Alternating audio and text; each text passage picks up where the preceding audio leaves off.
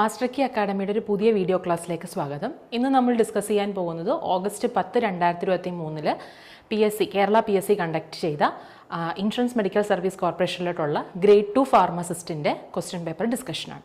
Moving to the first question. Millipore filters are examples of which type of filters used in sterilization?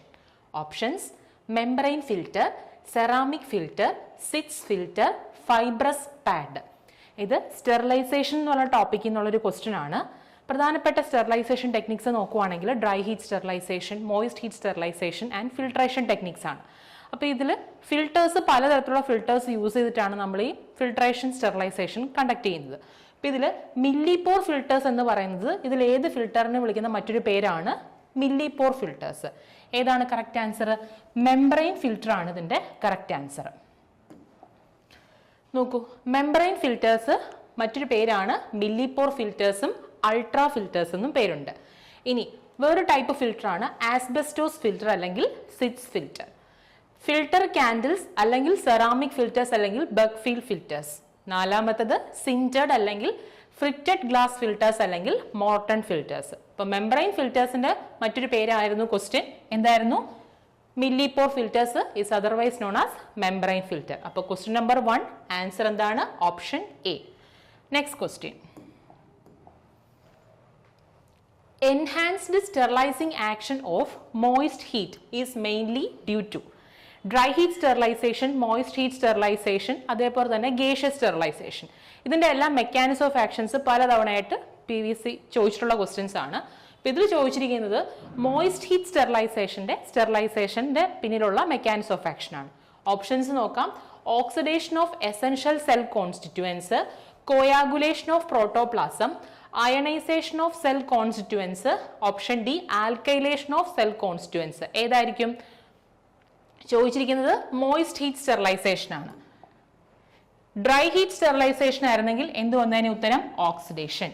ചോദിച്ചിരിക്കുന്നത് moist heat ആണ്. ഏതാണ്? Coagulation of protein അല്ലെങ്കിൽ denaturation of protein ആണ് moist heat സ്റ്റെറിലൈസേഷന് പിന്നിലുള്ള mechanism of action എന്ന് പറയുന്നത്. ഇനി gaseous sterilisation ആയിരുന്നെങ്കിൽ എന്ത് വന്നേനെ? Alkylation of protein. അപ്പൊ ഇവിടുത്തെ ശരിയായ ഉത്തരം എന്താണ്? കോയാഗുലേഷൻ ആണ് കറക്റ്റ് ആൻസർ, അതായത് ഓപ്ഷൻ ബി.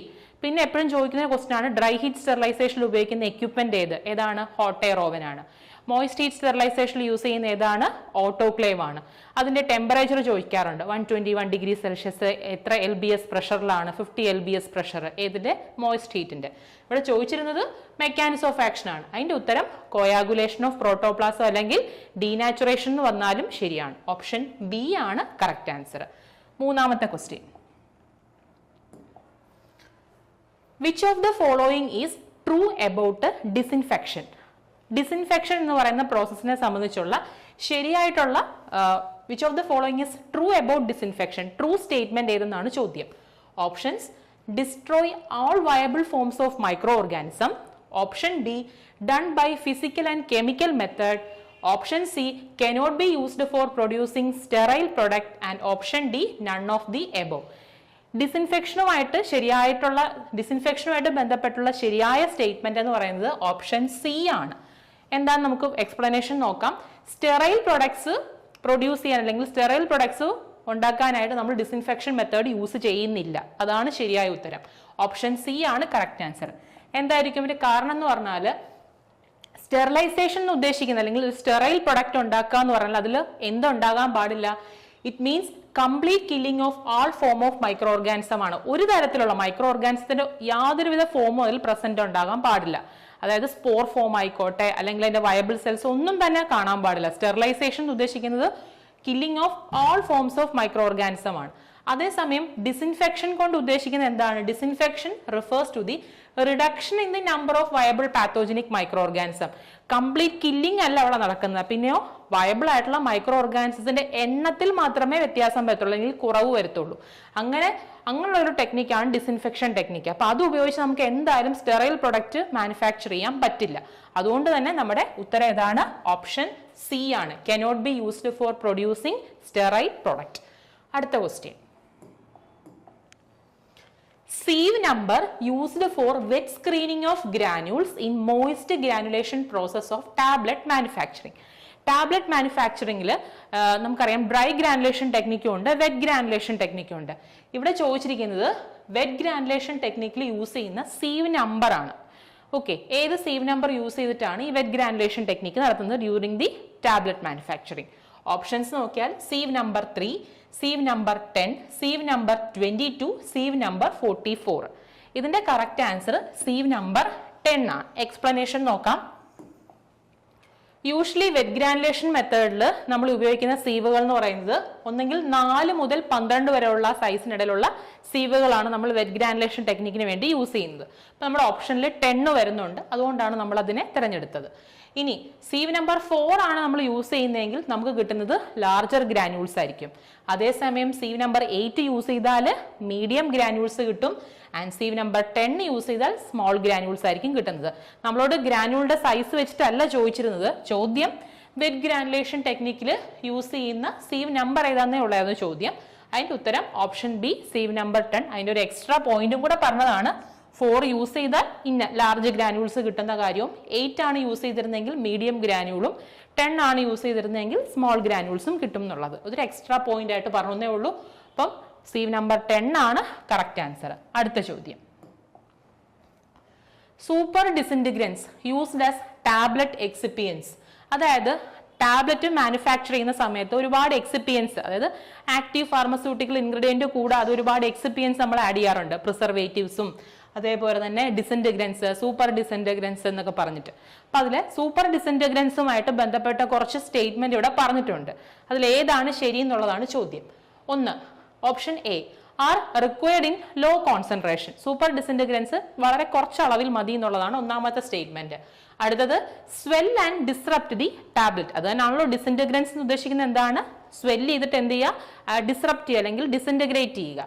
അടുത്തത് mainly modified starches and cellulose. Super disintegrants ആയിട്ട് നമ്മൾ കോമൺലി യൂസ് ചെയ്യുന്നത് മോഡിഫൈഡ് സ്റ്റാർച്ചും അതോടൊപ്പം തന്നെ സെല്ലുലോസുകളുമാണ്. ശരിയായ സ്റ്റേറ്റ്മെന്റ് ആണ്.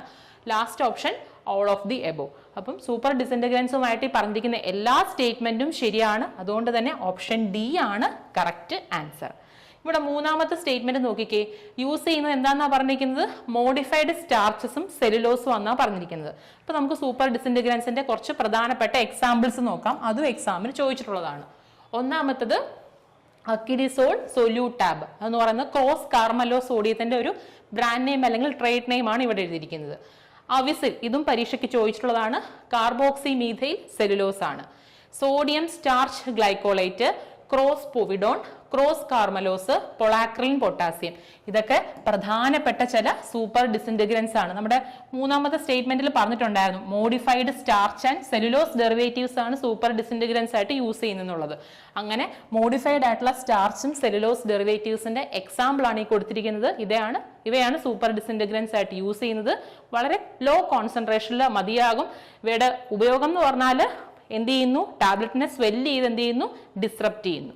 അപ്പോൾ ഓപ്ഷൻ ഡി ആണ് ആൻസർ. അടുത്ത ചോദ്യം, question number 6. Inadequate removal of air from granules in the die cavity before and during the compression of a tablet leads to. അതായത് ടാബ്ലറ്റുമായിട്ട് ബന്ധപ്പെട്ട ഡിഫക്റ്റുകളാണ് സാധാരണ എപ്പോഴും എക്സാംസിന് ചോദിച്ചിട്ടുള്ളത്. ക്യാപ്പിംഗ് എന്താ, ലാമിനേഷൻ എന്താണ്, പിക്കിംഗ് എന്താണ്, ഓറഞ്ച് പീൽ എഫക്ട് എന്താന്നുള്ളത്. ഇപ്പൊ ഇവിടെ ഈ ക്വസ്റ്റിൽ ചോദിച്ചിരിക്കുന്നത് inadequate removal of air from granules, അല്ലെങ്കിൽ ഒറ്റ വാക്കിൽ നമുക്ക് പറയണമെങ്കിൽ എയർ എൻട്രാപ്മെന്റ്. അതായത് ഗ്രാനുൾസിനെ നമ്മൾ എന്ത് ചെയ്യുന്നു? കംപ്രസ് ചെയ്തിട്ടാണ് നമ്മൾ എന്താക്കി മാറ്റുന്നത്? ടാബ്ലറ്റ് ആക്കി മാറ്റുന്നത്. അങ്ങനെ കംപ്രഷന് മുമ്പോ അല്ലെങ്കിൽ അതിന് ശേഷമോ അതിൽ എയർ എൻട്രാപ്പ് ചെയ്തിട്ടുണ്ടെങ്കിൽ, അല്ലെങ്കിൽ ഇനാഡിക്വേറ്റ് റിമൂവൽ ഓഫ് എയർ അങ്ങനെയാണ് അതിന്, അതായത് എയർ ഫുൾ ആയിട്ട് പോകുന്നേക്കാൾ മുമ്പാണ് നമ്മൾ ആ കംപ്രഷൻ നടത്തിയിട്ടുണ്ടെങ്കിൽ എന്തായിരിക്കും ആ ടാബ്ലറ്റിന് ഉണ്ടാകുന്ന ഡിഫക്റ്റ് എന്നാണ് ചോദ്യം. ഓപ്ഷൻസ് നോക്കിയാൽ പിക്കിംഗ്, സ്റ്റിക്കിംഗ്, ബൈൻഡിങ്, ക്യാപ്പിംഗ്. ഇതിന്റെ ശരിയായ ഉത്തരം ഓപ്ഷൻ ഡി ആണ്. ക്യാപ്പിംഗ് കൂടാതെ ലാമിനേഷനും ഉണ്ടാകുന്നതിന്റെ പിന്നിലും എന്താണ് റീസൺ? എയർ എൻട്രാപ്മെന്റ് ആണ്. ഓക്കെ, ഇത് ഇച്ചിരി വളഞ്ഞു ചുറ്റി ചോദിച്ചിരിക്കുന്നതേ ഉള്ളൂ. Inadequate removal of air from granules എന്ന് സത്യത്തിൽ എന്താണ് ഉദ്ദേശിക്കുന്നത്? എയർ എൻട്രാപ്മെന്റ് എന്ന് പറയുന്നത് ഇതിലെ ഏത് ടാബ്ലറ്റ് ഡിഫക്റ്റ് ആണ് ഉണ്ടാകുന്നതാണ്. ഏതാണ് ഉത്തരം? ക്യാപ്പിംഗ് ആണ്. ഓക്കെ, എന്താണ് ക്യാപ്പിംഗ് എന്ന് പറഞ്ഞാൽ? കംപ്ലീറ്റ് സെപ്പറേഷൻ ഓഫ് ടോപ്പ് അല്ലെങ്കിൽ ബോട്ടം പോർഷൻ ഓഫ് എ ടാബ്ലറ്റിനാണ് നമ്മൾ എന്ത് വിളിക്കുന്നത്? ക്യാപ്പിംഗ് എന്ന് വിളിക്കുന്നത്. അപ്പൊ ക്യാപ്പിങ്ങിന്റെ കാരണം, ക്യാപ്പിംഗ് ഉണ്ടാകുന്നതിന്റെ ഒരു പ്രധാനപ്പെട്ട റീസൺ എന്താണ്? എയർ എൻട്രാപ്മെന്റ് ആണ്. മറ്റ് റീസൺസ് എന്തെങ്കിലും ഉണ്ടോ എന്നും കൂടെ നമുക്കൊന്ന് നോക്കാം. മറ്റ് റീസൺസ് നോക്കിയാൽ large amount of finds in the granulation, അതും ക്യാപ്പിങ്ങിന് ഒരു കാരണമാകാറുണ്ട്. ക്യാപ്പിങ്ങിന് മാത്രമല്ല ലാമിനേഷനും. എന്താ ലാമിനേഷൻ? അതായത് ടാബ്ലറ്റിന്റെ ലെയർ 2 or more ലെയേഴ്സ് ആയിട്ട് സെപ്പറേറ്റ് ചെയ്യുന്ന പ്രക്രിയ വിളിക്കുന്ന പേരാണ് ലാമിനേഷൻ. അതും എക്സാമിന് ചോദിച്ചിട്ടുള്ളതാണ്. അപ്പൊ ഈ ക്യാപ്പിങ്ങിനും ലാമിനേഷനും ഉണ്ടാകാനുള്ള റീസൺസ് നോക്കുവാണെങ്കിൽ, ഒന്ന് large amount of finds in the granulation, രണ്ടാമത്തെ ഒരു reason insufficient or improper lubricant. നമ്മൾ ആഡ് ചെയ്ത ലൂബ്രിക്കന്റ് ഒന്നെങ്കിൽ കുറഞ്ഞു പോയിരിക്കാം, അല്ലെങ്കിൽ ആഡ് ചെയ്തിരിക്കുന്ന ലൂബ്രിക്കന്റ് ശരിയായ ലൂബ്രിക്കന്റ് ആയിരിക്കില്ല. 3, too dry or very low moisture content. Moisture content വളരെ കുറഞ്ഞു പോയതും ഒരു റീസൺ ആകാറുണ്ട്. 4ാമത്തെ റീസൺ കണ്ടോ? Air entrapment. ഇതായിരുന്നു നമ്മുടെ ക്വസ്റ്റ്യനിൽ ചോദിച്ചിരുന്നത്. അപ്പം air entrapment is the reason behind capping and lamination. Answer ഏതായിരുന്നു? ഓപ്ഷൻ ഡി, ക്യാപ്പിംഗ് ആയിരുന്നു. അടുത്ത ചോദ്യം, question number 7. Disintegration test for uncoated tablet is carried out using which of the following immersion liquid at 37 degree plus or minus 2 degree Celsius? Options: 0.1 normal HCl, 6.8 phosphate buffer, distilled water, simulated gastric fluid. നമുക്കൊരു table ഉണ്ട്, അതിന്റെ explanation അതിൽ നമുക്ക് കണ്ടുപിടിക്കാൻ പറ്റും. നോക്കി, ഇവിടെ types of ടാബ്ലറ്റും ആ ടാബ്ലറ്റിന്റെ ടെസ്റ്റിന് വേണ്ടി ഉപയോഗിക്കുന്ന മീഡിയവും അത് ഡിസിൻറ്റഗ്രേറ്റ് ചെയ്യാൻ എടുക്കുന്ന ടൈമും കൂടെ കൊടുത്തിട്ടുണ്ട്. അപ്പൊ നോക്കാം, ഡിസ്പേഴ്സിബിൾ ആൻഡ് എഫർവെസന്റ് ടാബ്ലറ്റ്, ഇതല്ല നമ്മുടെ ക്വസ്റ്റ്യനിൽ ചോദിച്ചിരിക്കുന്നത് അൺകോട്ടഡ് ടാബ്ലറ്റ് ആണ്. പക്ഷെ മറ്റു ചില ടാബ്ലറ്റ്സും അതിൽ ഉപയോഗിക്കുന്ന മീഡിയം കൂടി ഇൻക്ലൂഡ് ചെയ്തിട്ടുണ്ട്. ഡിസ്പേഴ്സിബിൾ ആൻഡ് എഫർവെസന്റ് ടാബ്ലറ്റ് ആണെങ്കിൽ വാട്ടർ ആണ് മീഡിയം, ഡിസിൻറ്റഗ്രേഷൻ ടൈം വെറും 3 മിനിറ്റ് മാത്രം. അൺകോട്ടഡ് ടാബ്ലറ്റ് ആണെങ്കിലും മീഡിയം ഏതാണ്? വാട്ടർ ആണ്. അത് അൺകോട്ടഡ് ടാബ്ലറ്റ് ഡിസിൻറ്റഗ്രേറ്റ് ചെയ്യാൻ എടുക്കുന്ന സമയം 15 മിനിറ്റ് ആണ്. ഫിലിം കോട്ടഡ് ടാബ്ലറ്റ് ആയിരുന്നു ചോദ്യമെങ്കിൽ വാട്ടറോ അല്ലെങ്കിൽ 0.1 നോർമൽ HCl യൂസ് ചെയ്യാം. അതിനെടുക്കുന്ന ഡിസിൻറ്റഗ്രേഷൻ ടൈം 30 മിനിറ്റ്, അതായത് അരമണിക്കൂർ. Last one sugar coated tablet, അതിനും മീഡിയം വാട്ടർ ആണ്, എടുക്കുന്ന ടൈം 60 മിനിറ്റ്സ്. അപ്പൊ ചോദ്യം എന്തായിരുന്നു? അൺകോട്ടഡ് ടാബ്ലറ്റ് ആയിരുന്നു. അൺകോട്ടഡ് ടാബ്ലറ്റ് ഏതാണ്? വാട്ടർ ആണ് ആൻസർ. സോ ഓപ്ഷൻ സി ആയിരിക്കും ക്വസ്റ്റ്യൻ നമ്പർ 7ന്റെ answer. Option C, distilled water. അടുത്ത ചോദ്യം, film forming polymer commonly used in the film coating of tablet. ഈ ടാബ്ലറ്റിന്റെ കോട്ടിങ്ങിന് വേണ്ടിയിട്ട് നമ്മൾ എൻഡറിക് കോട്ടിംഗ് ഫിലിംസ് യൂസ് ചെയ്യും, നോൺ എൻഡറിക് ഫിലിം കോട്ടിങ്സും യൂസ് ചെയ്യും. ഇവിടെ ചോദിച്ചിരിക്കുന്നത് film forming polymer commonly used in the film coating of tablet. Enteric എന്ന് പറഞ്ഞിട്ടില്ല, അപ്പൊ നോൺ എൻഡറിക് എന്നാണ് മനസ്സിലാക്കാം. ഓപ്ഷൻസ് നോക്കിയാൽ സെലോള്, cellulose acetate phthalate, hydroxy propyl methyl cellulose, shellac. ഇതാണ് ഓപ്ഷൻസ്. നമുക്ക് എക്സ്പ്ലനേഷൻ നോക്കിയാൽ മനസ്സിലാകും ഉത്തരം ഏതാന്ന് കിട്ടും. നോൺ എൻഡറിക് ആണ് ചോദിച്ചിരിക്കുന്നത്. നോൺ എൻഡറിക്കിൽ ഉപയോഗിക്കുന്ന ഏതൊക്കെയാണ്? HPMC അഥവാ hydroxy propyl methyl cellulose, ethyl cellulose, methyl hydroxy ethyl cellulose, poly ethylene glycol, sodium carboxy methyl cellulose. HPMC ഏതിൽ വരുന്നുണ്ട്? നോൺ എൻഡറിക്കിൽ വരുന്നുണ്ട്. അതുകൊണ്ട് തന്നെ നമ്മുടെ ആൻസർ ഇവിടെ ഏതാണ്? ഓപ്ഷൻ സി ആണ് ആൻസർ. ഇനി ഈ സെല്ലുലോസ് അസറ്റേറ്റ് താലേറ്റ് ഒക്കെ എന്തിൽ വരുന്നതാണ്? എൻഡറിക് കോട്ടിംഗിൽ വരുന്നതാണ്. കണ്ടോ, എൻഡറിക് കോട്ടിംഗിൽ ഏതൊക്കെ വരുന്നുണ്ട്? Cellulose acetate phthalate, cellulose acetate succinate, HPMC acetate succinate, HPMC phthalate. ചോദ്യം ഏതായിരുന്നു? നോൺ എൻഡറിക് ആയിരുന്നു. അതുകൊണ്ട് തന്നെ ആൻസർ എന്ത് വരും? HPMC വരും. അതായത് ഓപ്ഷൻ സി ആണ് ക്വസ്റ്റ്യൻ നമ്പർ 8ന്റെ ആൻസർ. ഓക്കെ, അടുത്ത ചോദ്യം, Question number 9. Most suitable capsule number used for filling 450 mg of a powder fill. ഇതാണ് ചോദ്യം. Options 000, option B 0, option C 3 and option D 5. നമുക്ക് എക്സ്പ്ലനേഷൻ നോക്കാം, അതിൽ നമുക്ക് ഉത്തരം കിട്ടും. നോക്കൂ, 000യുടെ ആണെങ്കിൽ 950 ആണ് വരുന്നത്, അപ്പൊ അതല്ല. 450 ആയിരുന്നു നമ്മുടെ ചോദ്യം, അപ്പൊ ഏതാണ്? 0 ആണ് ആൻസർ ആയിട്ട് വരുന്നത്. ഓപ്ഷൻ ബി ആണ് കറക്റ്റ് ആൻസർ. സാധാരണ എപ്പോഴും ചോദിക്കുന്നത് ഇതിൽ ഏറ്റവും ലാർജസ്റ്റ് സൈസ് ഏതാണുള്ളതാണ്, സ്മോളസ്റ്റ് സൈസ് ഏതാന്നുള്ളതാണ് സാധാരണ ചോദിക്കുന്നത്. അങ്ങനെ ചോദിച്ചാൽ 5 ആണ് ഏറ്റവും സ്മോളസ്റ്റ് സൈസ് ക്യാപ്സ്യൂളും ഇതാണ് ഏറ്റവും ലാർജസ്റ്റ് സൈസ് ക്യാപ്സ്യൂൾ വെറ്റിനറി പർപ്പസിനൊക്കെ യൂസ് ചെയ്യുന്നത്. ഇങ്ങനെയാണ് സാധാരണ എപ്പോഴും ചോദിച്ചു കണ്ടിരിക്കുന്നത്. ഇപ്പൊ ഇതിൽ നിന്നും കുറച്ചും കൂടി ഡീറ്റെയിൽ ആയിട്ട് ചോദിച്ചിരിക്കുന്നു. 450 മില്ലിഗ്രാം ഇതിൽ ഏത് സൈസിലാണ് ഉൾക്കൊള്ളിക്കാൻ പറ്റുന്നത്? ഏതാണ്? 0 ആണ്. 3 ആണെങ്കിൽ എത്ര വരും? 3 ആണെങ്കിൽ 200 വരും. 5 ആയിരുന്നെങ്കിൽ 100 മില്ലിഗ്രാം. കണ്ടോ, 5 ആണ് ഏറ്റവും സ്മോളസ്റ്റ്, ഏറ്റവും ലാർജസ്റ്റ് ഏതാണ്? 000 ആണ്. ഓക്കെ, അപ്പം ക്വസ്റ്റ്യൻ നമ്പർ 9 ആൻസർ ബി 0. അടുത്ത ചോദ്യം, which of the following is not a quality control test for capsule? ക്യാപ്സൂളുമായിട്ട് ബന്ധപ്പെടാത്ത അല്ലെങ്കിൽ ക്യാപ്സൂളുമായിട്ട് റിലേഷൻ ഇല്ലാത്തൊരു ക്വാളിറ്റി കൺട്രോൾ ടെസ്റ്റ് ഇതിൽ കൊടുത്തിട്ടുണ്ട്. ഏതാണെന്ന് നോക്കാം. Option A uniformity of weight, option B uniformity of content, option C disintegration test, option D friability test. ഇതിൽ ഏതാണ് ക്യാപ്സൂളുമായിട്ട് ബന്ധപ്പെടാത്തൊരു ക്വാളിറ്റി കൺട്രോൾ ടെസ്റ്റ് എന്ന് പറയുന്നത്? ഓപ്ഷൻ ഡി ഫ്രയബിലിറ്റി ടെസ്റ്റ് ആണ്. ഫ്രയബിലിറ്റി ടെസ്റ്റ് എന്ന് പറയുന്നത് ടാബ്ലറ്റിനുള്ളതാണ്. ക്യാപ്സൂളിന് ഫ്രയബിലിറ്റി ടെസ്റ്റ് വരില്ല, അത് ബന്ധപ്പെട്ടാത്തതാണ്. ഓക്കെ, അപ്പോൾ ഓപ്ഷൻ ഡി ആണ് കറക്റ്റ് ആൻസർ. എന്താണ് ഫ്രയബിലിറ്റി ഓഫ് എ ടാബ്ലറ്റ് നമ്മൾ ഡിറ്റർമിൻ ചെയ്യാൻ വേണ്ടി യൂസ് ചെയ്യുന്ന എന്താണ്? റോഷെ ഫൈബർലൈറ്റർ ആണ്. എങ്ങനെയാണ് പെർസെൻറ്റേജ് ഫ്രയബിലിറ്റി കണ്ടുപിടിക്കുന്ന ഒരു ഇക്വേഷനും കൂടെ കൊടുത്തിട്ടുണ്ട്. Initial weight minus final weight by initial weight into 100. ഇതെല്ലാം ടാബ്ലറ്റുമായിട്ട് ബന്ധപ്പെട്ടതാണ്. ചോദ്യം എന്തായിരുന്നു? ക്യാപ്സൂളുമായിട്ട് ബന്ധപ്പെടാത്ത ഒരു ക്വാളിറ്റി കൺട്രോൾ ടെസ്റ്റ് ആയിരുന്നു ചോദ്യം. Option D friability test answer ആയിട്ട് വരും. അടുത്ത ചോദ്യം, in the formulation of a suspension, which of the following is the use of a non-ionic surfactant? Suspensions formulate ചെയ്യുന്ന സമയത്ത് നോൺ അയണിക് സർഫാക്റ്റന്റ് അവയിൽ എന്തായിട്ടാണ് ആക്ട് ചെയ്യുന്നത്? Flocculating agent, thickening agent, anti foaming agent and preservative. എന്തായിട്ടായിരിക്കും act ചെയ്യുന്നത്? Flocculating agent ആയിട്ടാണ് act ചെയ്യുന്നത്. Option A ആണ് കറക്റ്റ് ആൻസർ ആയിട്ട് വരുന്നത്. ഈ സർഫാക്റ്റൻസ് തന്നെ അനിയോണിക് സർഫാക്റ്റന്റ് ഉണ്ട്, കാറ്റോണിക് സർഫാക്റ്റന്റ് ഉണ്ട്, നോൺ അയണിക് സർഫാക്റ്റന്റ് ഉണ്ട്. അവയുടെ എക്സാമ്പിൾ ഒന്ന് നോക്കാം. ട്വീൻസും സ്പാൻസും ആണ് നമ്മുടെ ക്വസ്റ്റ്യനിൽ പറഞ്ഞിരിക്കുന്ന നോൺ അയണിക് സർഫാക്റ്റന്റുകൾക്ക് എക്സാമ്പിൾ. ആനിയോണിക് സർഫാക്റ്റന്റിന് എക്സാമ്പിൾ ആണ് സോഡിയം ലൊറൈൽ സൾഫേറ്റ്. ഇവ എന്താണ് സസ്പെൻഷൻസ് ഫോർമുലേറ്റ് ചെയ്യുമ്പോൾ എന്ത് ഏജന്റ് ആയിട്ടാണ് ഇവ ആക്ട് ചെയ്യുന്നത്? ഫ്ലോക്കുലേറ്റിംഗ് ഏജന്റ് ആയിട്ടാണ് ആക്ട് ചെയ്യുന്നത്. അപ്പോൾ ഉത്തരം ഏതാണ്? ഓപ്ഷൻ എ ആണ് കറക്റ്റ് ആൻസർ.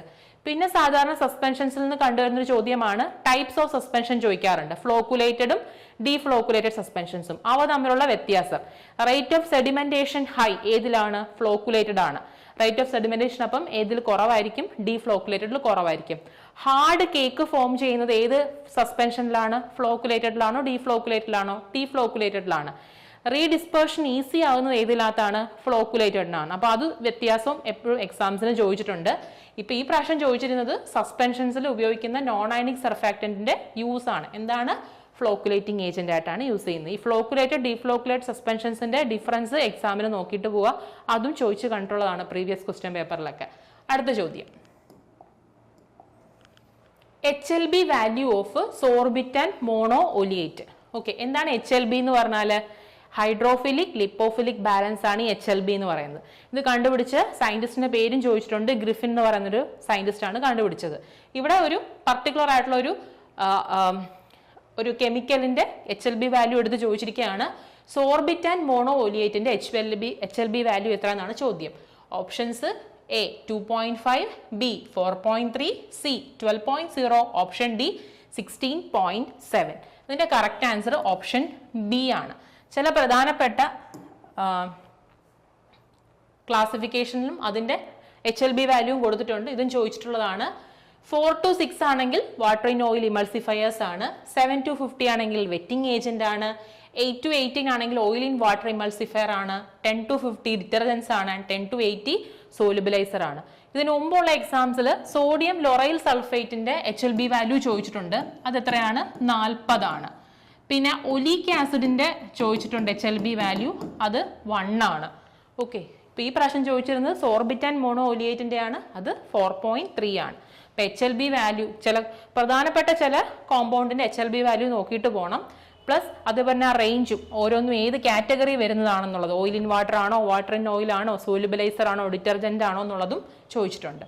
അടുത്ത ചോദ്യം, 13ാമത്തെ ചോദ്യം, resinous drug containing preparation falls into which category of suspension. ഇപ്പൊ നമ്മൾ പറഞ്ഞേ ഉള്ളൂ സസ്പെൻഷൻസ് ഫ്ലോക്കുലേറ്റഡും ഡീഫ്ലോക്കുലേറ്റഡും ഉണ്ടെന്ന്.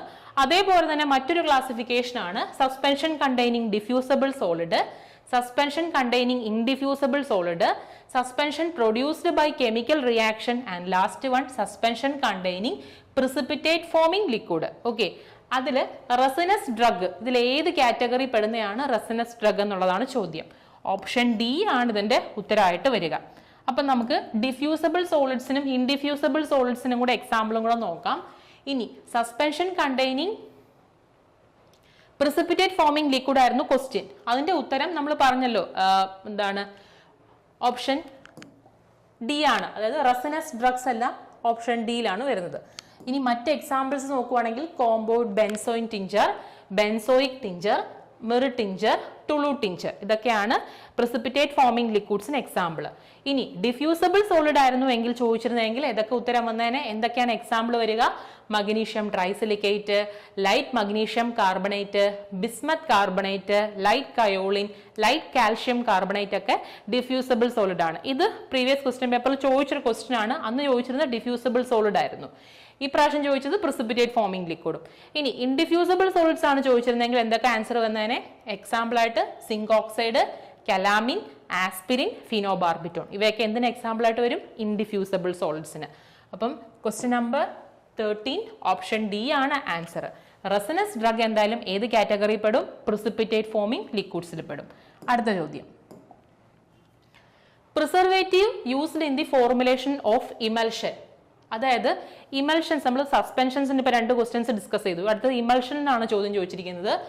ഇമൽഷൻസ് ഫോർമുലേറ്റ് ചെയ്യുന്ന സമയത്ത് ഇതിൽ ഏതോ ഒരെണ്ണം എന്തായിട്ട് യൂസ് ചെയ്യുന്നുണ്ട്? പ്രിസർവേറ്റീവ് ആയിട്ട് യൂസ് ചെയ്യുന്നുണ്ട്.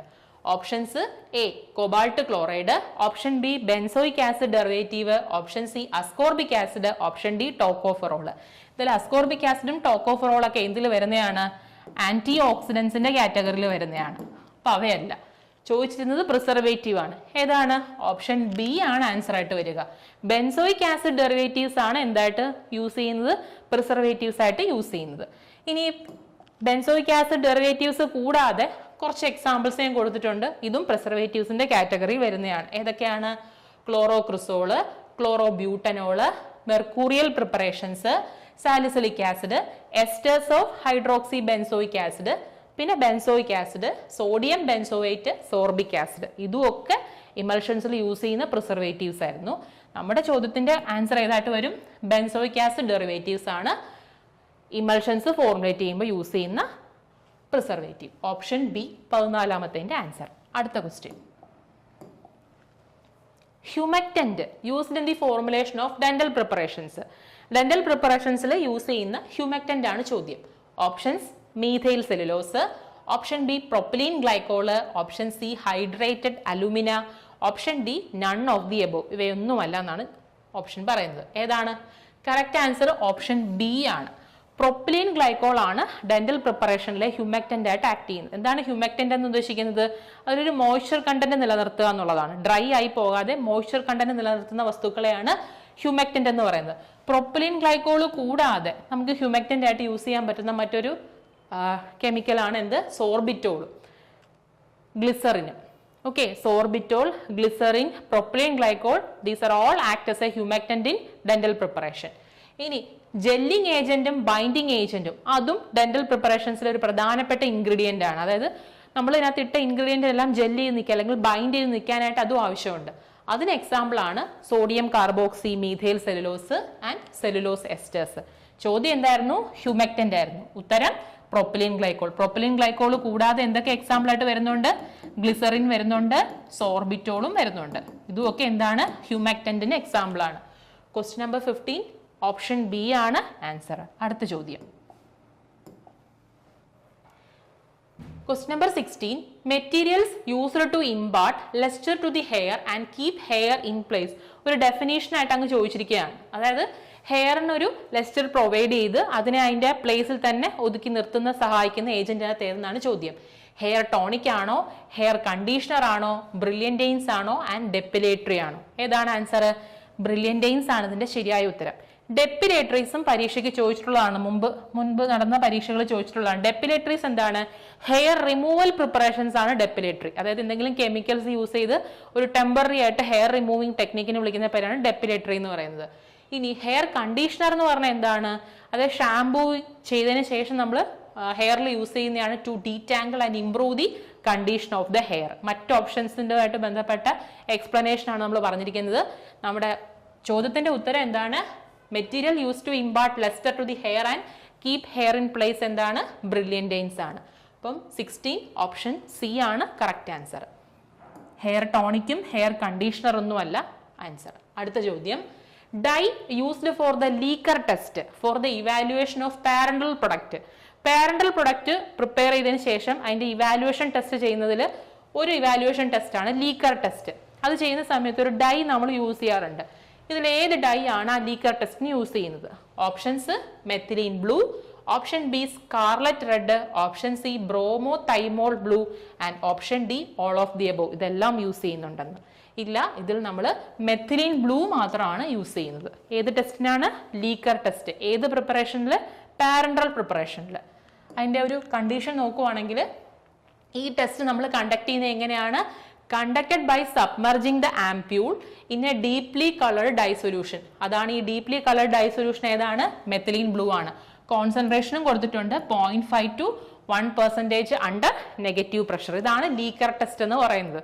ഈ ടെസ്റ്റിൽ യൂസ് ചെയ്യുന്ന ഡൈ ഏതാണ്? Methylene blue, 0.5 to 1%. അപ്പോൾ നമ്മുടെ ആൻസർ ഏത് വരും? 17th ക്വസ്റ്റ്യൻ ഓപ്ഷൻ എ ആണ് ആൻസർ. അടുത്ത ചോദ്യം, which among the following is an example of a water miscible non-aqueous solvent used in the preparation of parental preparation? വീണ്ടും parental preparation എന്നുള്ളൊരു question ആണ്. പാരന്റൽ പ്രിപ്പറേഷൻസ് പ്രിപ്പയർ ചെയ്യുന്ന സമയത്ത് നമ്മൾ ഉപയോഗിക്കുന്ന ഒരു നോൺ അക്വസ് സോൾവെന്റ് ഇതിലുണ്ട്. ഏതാണെന്ന് നോക്കാം. Option A ethyl oleate, option B isopropyl myristate, option C poly ethylene glycol 400, option D benzyl benzoate.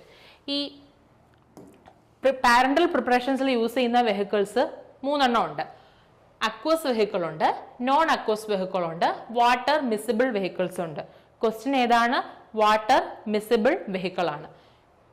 Poly ethylene glycol 400 and 600 എന്തിൽ വരുന്നുണ്ട്? വാട്ടർ മിസിബിൾ സോൾവെന്റിൽ വരുന്നുണ്ട്. അതുകൊണ്ട് തന്നെ നമ്മുടെ ഉത്തരം എന്തായിരിക്കും? ഓപ്ഷൻ സി ആണ് correct answer. Poly ethylene glycol 400, 600 കൂടാതെ വേറെ ഏതൊക്കെ എക്സാമ്പിൾ വരുന്നുണ്ട് വാട്ടർ മിസിബിൾ സോൾവെന്റിൽ? Ethyl alcohol, propylene glycol. ഇനി അക്വസ് വെഹിക്കിൾ ആയിരുന്നു ചോദ്യമെങ്കിൽ എന്തൊക്കെ വരും? Ringer injection, dextrose injection, dextrose and sodium chloride injection, lactate Ringer injection ഒക്കെയാണ് അക്വസ് വെഹിക്കിളിന് എക്സാമ്പിൾ. ഇനി നോൺ അക്വസ് വെഹിക്കിൾസ് ആണ് ക്വസ്റ്റ്യൻ ഉണ്ടായിരുന്നെങ്കിൽ എന്തൊക്കെ വരും answer? Fixed oil, isopropyl myristate, benzyl benzoate. അപ്പോൾ നമ്മുടെ ഈ ക്വസ്റ്റ്യൻ ആൻസർ ഏതായിട്ട് വരും? 18ാമത്തെ answer option C poly ethylene glycol 400 ആണ്. അടുത്ത ചോദ്യം, the bactericide used in the ophthalmic preparation must be rapidly effective against wide range of microorganisms, particularly options E. coli, option B Pseudomonas aeruginosa, option C Salmonella typhi, option D Clostridium tetani. അതായത് ophthalmic പ്രിപ്പറേഷൻസിന്റെ prepare ചെയ്യുന്ന സമയത്ത് ഒരു ബാക്ടീരിയസൈഡ് നമ്മൾ preservative ആയിട്ട് അതിനകത്ത് add ചെയ്യുന്നുണ്ട്. അത് ഇതിലുള്ള ഏതോ ഒരു മൈക്രോ ഓർഗാനിസത്തിനെതിരെയാണ് അത് എഫക്റ്റീവ് ആകുന്നത്. ഏതാണ്? ഓപ്ഷൻ ബി ആണ് കറക്റ്റ് ആൻസർ. സ്യൂഡോമോണാസ് എയറോജനോസയാണ് ഒഫ്താൽമിക് പ്രിപ്പറേഷൻസിൽ കാണാൻ സാധ്യതയുള്ള ഒരു കോമൺ ആയിട്ട് കാണാൻ കഴിയുന്ന ഒരു ബാക്ടീരിയ എന്ന് പറയുന്നത്. അപ്പൊ അതിനെതിരെയാണ് നമ്മൾ എന്തുപയോഗിക്കുന്നത്? ബാക്ടീരിയസൈഡ് യൂസ് ചെയ്യുന്നത്. കണ്ടോ, pseudomonas aeruginosa very common gram negative bacteria found to be present in ophthalmic product may cause serious infections of cornea. നമ്മൾ ഉണ്ടാക്കുന്ന ഒഫ്താൽമിക് പ്രിപ്പറേഷൻസിൽ ഈ ബാക്ടീരിയസൈഡ് ചേർക്കാതെ ആണ് നമ്മൾ ഉണ്ടാക്കുന്നതെങ്കിൽ ഈ ഒരു ബാക്ടീരിയയുടെ പ്രസൻസ് നമ്മുടെ കോർണിയയ്ക്ക് സീരിയസ് ആയിട്ടുള്ള ഇൻഫെക്ഷൻ വരാൻ ചാൻസ് ഉണ്ട്. അപ്പം സ്യൂഡോമോണാസ് എയറോജനോസയ്ക്കെതിരെയാണ് ആ ബാക്ടീരിയസൈഡ് പ്രവർത്തിക്കുന്നത്. അടുത്ത ചോദ്യം, eye drops are sterilised by options autoclaving, heating with bactericide, membrane filtration, option D all of the above. ഇപ്പൊ നമ്മൾ പറഞ്ഞേ ഉള്ളൂ ബാക്ടീരിയസൈഡുമായിട്ട് ട്രീറ്റ് ചെയ്യുന്ന കാര്യം പറഞ്ഞിട്ടുണ്ട്. അപ്പൊ എന്തായാലും ഹീറ്റിംഗ് വിത്ത് ബാക്ടീരിയസൈഡ് എന്തായാലും വരുന്നുണ്ട്. അതുകൂടാതെ ഐ ഡ്രോപ്സിന്റെ വേറൊരു പ്രധാനപ്പെട്ട സ്റ്റെറിലൈസിംഗ് മെത്തേഡിൽ വരുന്നതാണ് മെംബ്രെയിൻ ഫിൽട്രേഷൻ. ഓട്ടോക്ലേവിങ്ങും വരുന്നുണ്ട്. അതുകൊണ്ട് തന്നെ ആൻസർ ഏതാണ്? ഓപ്ഷൻ ഡി ആണ്. ഈ 3 ടെക്നിക്കും നമ്മൾ എന്തിനു യൂസ് ചെയ്യുന്നുണ്ട്? ഐ ഡ്രോപ്സ് സ്റ്റെറിലൈസ് ചെയ്യാൻ ഉപയോഗിക്കുന്നുണ്ട്. നമ്മൾ ഫസ്റ്റ് ക്വസ്റ്റിൽ പറഞ്ഞായിരുന്നു മെംബ്രെയിൻ ഫിൽറ്റർ. ഓക്കെ, ഫിൽട്രേഷൻ ടെക്നിക്കിൽ യൂസ് ചെയ്യുന്ന പല ടൈപ്പ് ഫിൽറ്റേഴ്സ് ഡിസ്കസ് ചെയ്തല്ലോ. അപ്പം ആ ഫിൽട്രേഷൻ ടെക്നിക്കും ഐ ഡ്രോപ്സ് സ്റ്റെറിലൈസ് ചെയ്യാൻ യൂസ് ചെയ്യുന്നുണ്ട്. നമ്മൾ ലാസ്റ്റ് ക്വസ്റ്റ്യൻ പ്രീവിയസ് ക്വസ്റ്റിൽ പറഞ്ഞ ഹീറ്റിംഗ് വിത്ത് ബാക്ടീരിയസൈഡും ഒരു എഫക്റ്റീവ് മെത്തേഡാണ്. ഓട്ടോക്ലോവിങ്ങും ഒരു എഫക്റ്റീവ് മെത്തേഡാണ്. So option D all of the above ആണ് ക്വസ്റ്റ്യൻ നമ്പർ 20ന്റെ ആൻസർ. അടുത്ത question, the available iodine in povidone iodine calculated on dry basis. Okay, പെർസെൻറ്റേജിലുള്ള അയഡിന്റെ അളവ് ഏത് കോംപ്ലക്സിലാണ്? പോവിഡോൺ അയഡിൻ കോംപ്ലക്സിൽ. Options A 9 to 12%, option B 1 to 3%, option C 27 to 30% and option D 5 to 7%. എന്താണ് ഈ പോവിഡോൺ അയഡിൻ എന്ന് പറയുന്നത്? പോളിവിനൈൽ പൈറോലിഡിൻ അയഡിൻ കോംപ്ലക്സിനാണ് ഈ പോവിഡോൺ അയഡിൻ എന്ന് പറയുന്നത്. അതിൽ അയഡിന്റെ പെർസെൻറ്റേജ് എന്ന് പറയുന്നത് എത്രയാണെന്നാണ് കൊടുത്തിരിക്കുന്നത്? 9 to 12 ആണ്. Okay, 9 to 12% weight by volume ആണ്. എന്താണ് ഇവയുടെ യൂസ് വരുന്നത്? സർജിക്കൽ സ്ക്രബായിട്ടും പ്രീ ഓപ്പറേറ്റീവ് ആന്റിസെപ്സിസിലും യൂസ് ചെയ്യുന്നുണ്ട്. അപ്പം ഇതിന്റെ ഉത്തരം ഏത് വരും? 9 to 12. ഓപ്ഷൻ എ ആയിരിക്കും ഉത്തരമായിട്ട് വരിക. 21 ഓപ്ഷൻ എ ആണ് കറക്റ്റ് ആൻസർ. അടുത്ത ചോദ്യം, question number 22. Which of the following statement about boric acid is correct? ഇനി ഫാർമസ്യൂട്ടിക്കൽ കെമിസ്ട്രി എന്നുള്ള ക്വസ്റ്റ്യൻ ആണ് ഡിസ്കസ് ചെയ്യുന്നത്. ഓപ്ഷൻസ് നോക്കാം. Very weak acid, much weaker than carbonic acid, having a very low dissociation constant, all of the above. ചോദ്യം boric ആസിഡുമായിട്ട് ബന്ധപ്പെട്ട correct statement ആണ്. ശരിയാണ്, ബോറിക് ആസിഡ് ഒരു വീക്ക് ആസിഡ് ആണ്. കാർബോണിക് ആസിഡിനെക്കാളും വീക്കർ ആണ്. വീക്ക് ആസിഡ് ആയതുകൊണ്ട് തന്നെ അതിന്റെ ഡിസോസിയേഷൻ കോൺസ്റ്റന്റും എന്തായിരിക്കും? കുറവായിരിക്കും.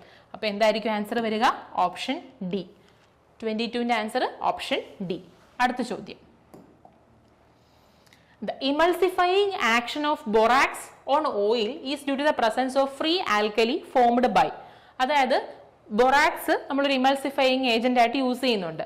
അങ്ങനെ ഇമൾസിഫയിങ് ഏജന്റ് ആയിട്ട് യൂസ് ചെയ്യാൻ കഴിയുന്നത് എന്തുകൊണ്ടാണ്? അതിലുള്ള ഫ്രീ ആൽക്കലിയുടെ പ്രസൻസ് ഉള്ളതുകൊണ്ടാണ്. ഈ ഫ്രീ ആൽക്കലി അതിൽ എങ്ങനെയാണ് പ്രൊഡ്യൂസ് ചെയ്യുന്നുള്ളതാണ് ചോദ്യം. ഏത് പ്രക്രിയ വഴി അല്ലെങ്കിൽ ഏത് പ്രോസസ്സ് വഴിയാണ് ഫോം ചെയ്യുന്നത്? Options A oxidation, B reduction, C hydrolysis, option D esterification. Hydrolysis ആണ് ഇതിന്റെ ശരിയായ ഉത്തരമായിട്ട് വരിക.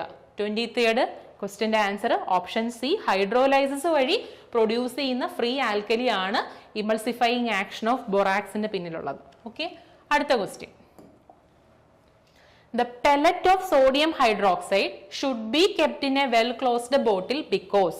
എന്തുകൊണ്ട് സോഡിയം ഹൈഡ്രോക്സൈഡ് പെലറ്റിനെ നമ്മളൊരു വെൽ ക്ലോസ്ഡ് ബോട്ടിൽ സൂക്ഷിച്ചു വെക്കണം? അതിന് പിന്നിൽ എന്താണ് റീസൺ? ഓപ്ഷൻസ് നോക്കാൻ. Highly efflorescence, option B highly deliquescent and absorb carbon dioxide from the air, highly hygroscopic and absorb oxygen from the air, option D highly effervescence. നമുക്ക് sodium ഹൈഡ്രോക്സൈഡിന്റെ properties നോക്കാം. അപ്പൊ നമുക്ക് ഉത്തരവും കിട്ടും. ഡെലിക്വസന്റ് ആണ്. ഓക്കെ, നമ്മുടെ ഓപ്ഷനിൽ ഡെലിക്വസന്റ് ആയിട്ടുള്ള ഒരെണ്ണം ഉണ്ട്. ഏതാണ്? Highly deliquescent and absorb carbon dioxide from the air. അപ്പം ഓപ്ഷൻ ബി ആണ് ഇതിന്റെ കറക്റ്റ് ഉത്തരം വരുന്നത്. മറ്റു പ്രോപ്പർട്ടീസ് നോക്കാം. സ്ട്രോങ്ലി ആൽക്കലൈൻ ആണ്, അതോടൊപ്പം തന്നെ കൊറോസീവ് നേച്ചർ ആണ്. Soluble in alcohol, water and in glycerin with the production of heat.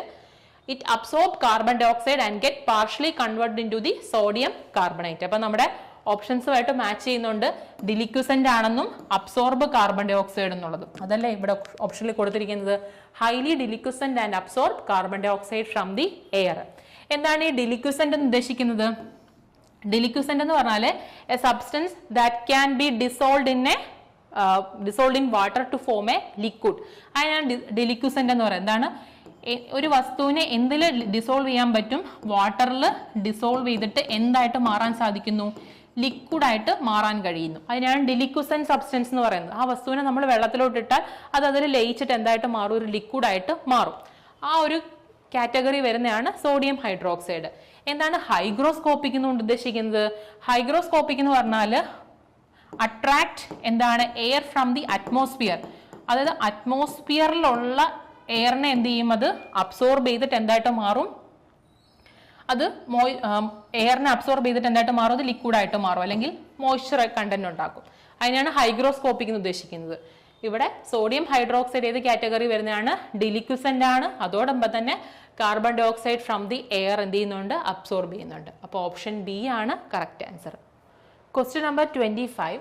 Which of the following statement about mild silver protein is not correct? ശരിയല്ലാത്തതാണ് ചോദ്യം. Options: non irritant, used as a mild antiseptic, option C silver rendered colloidal by combination with protein.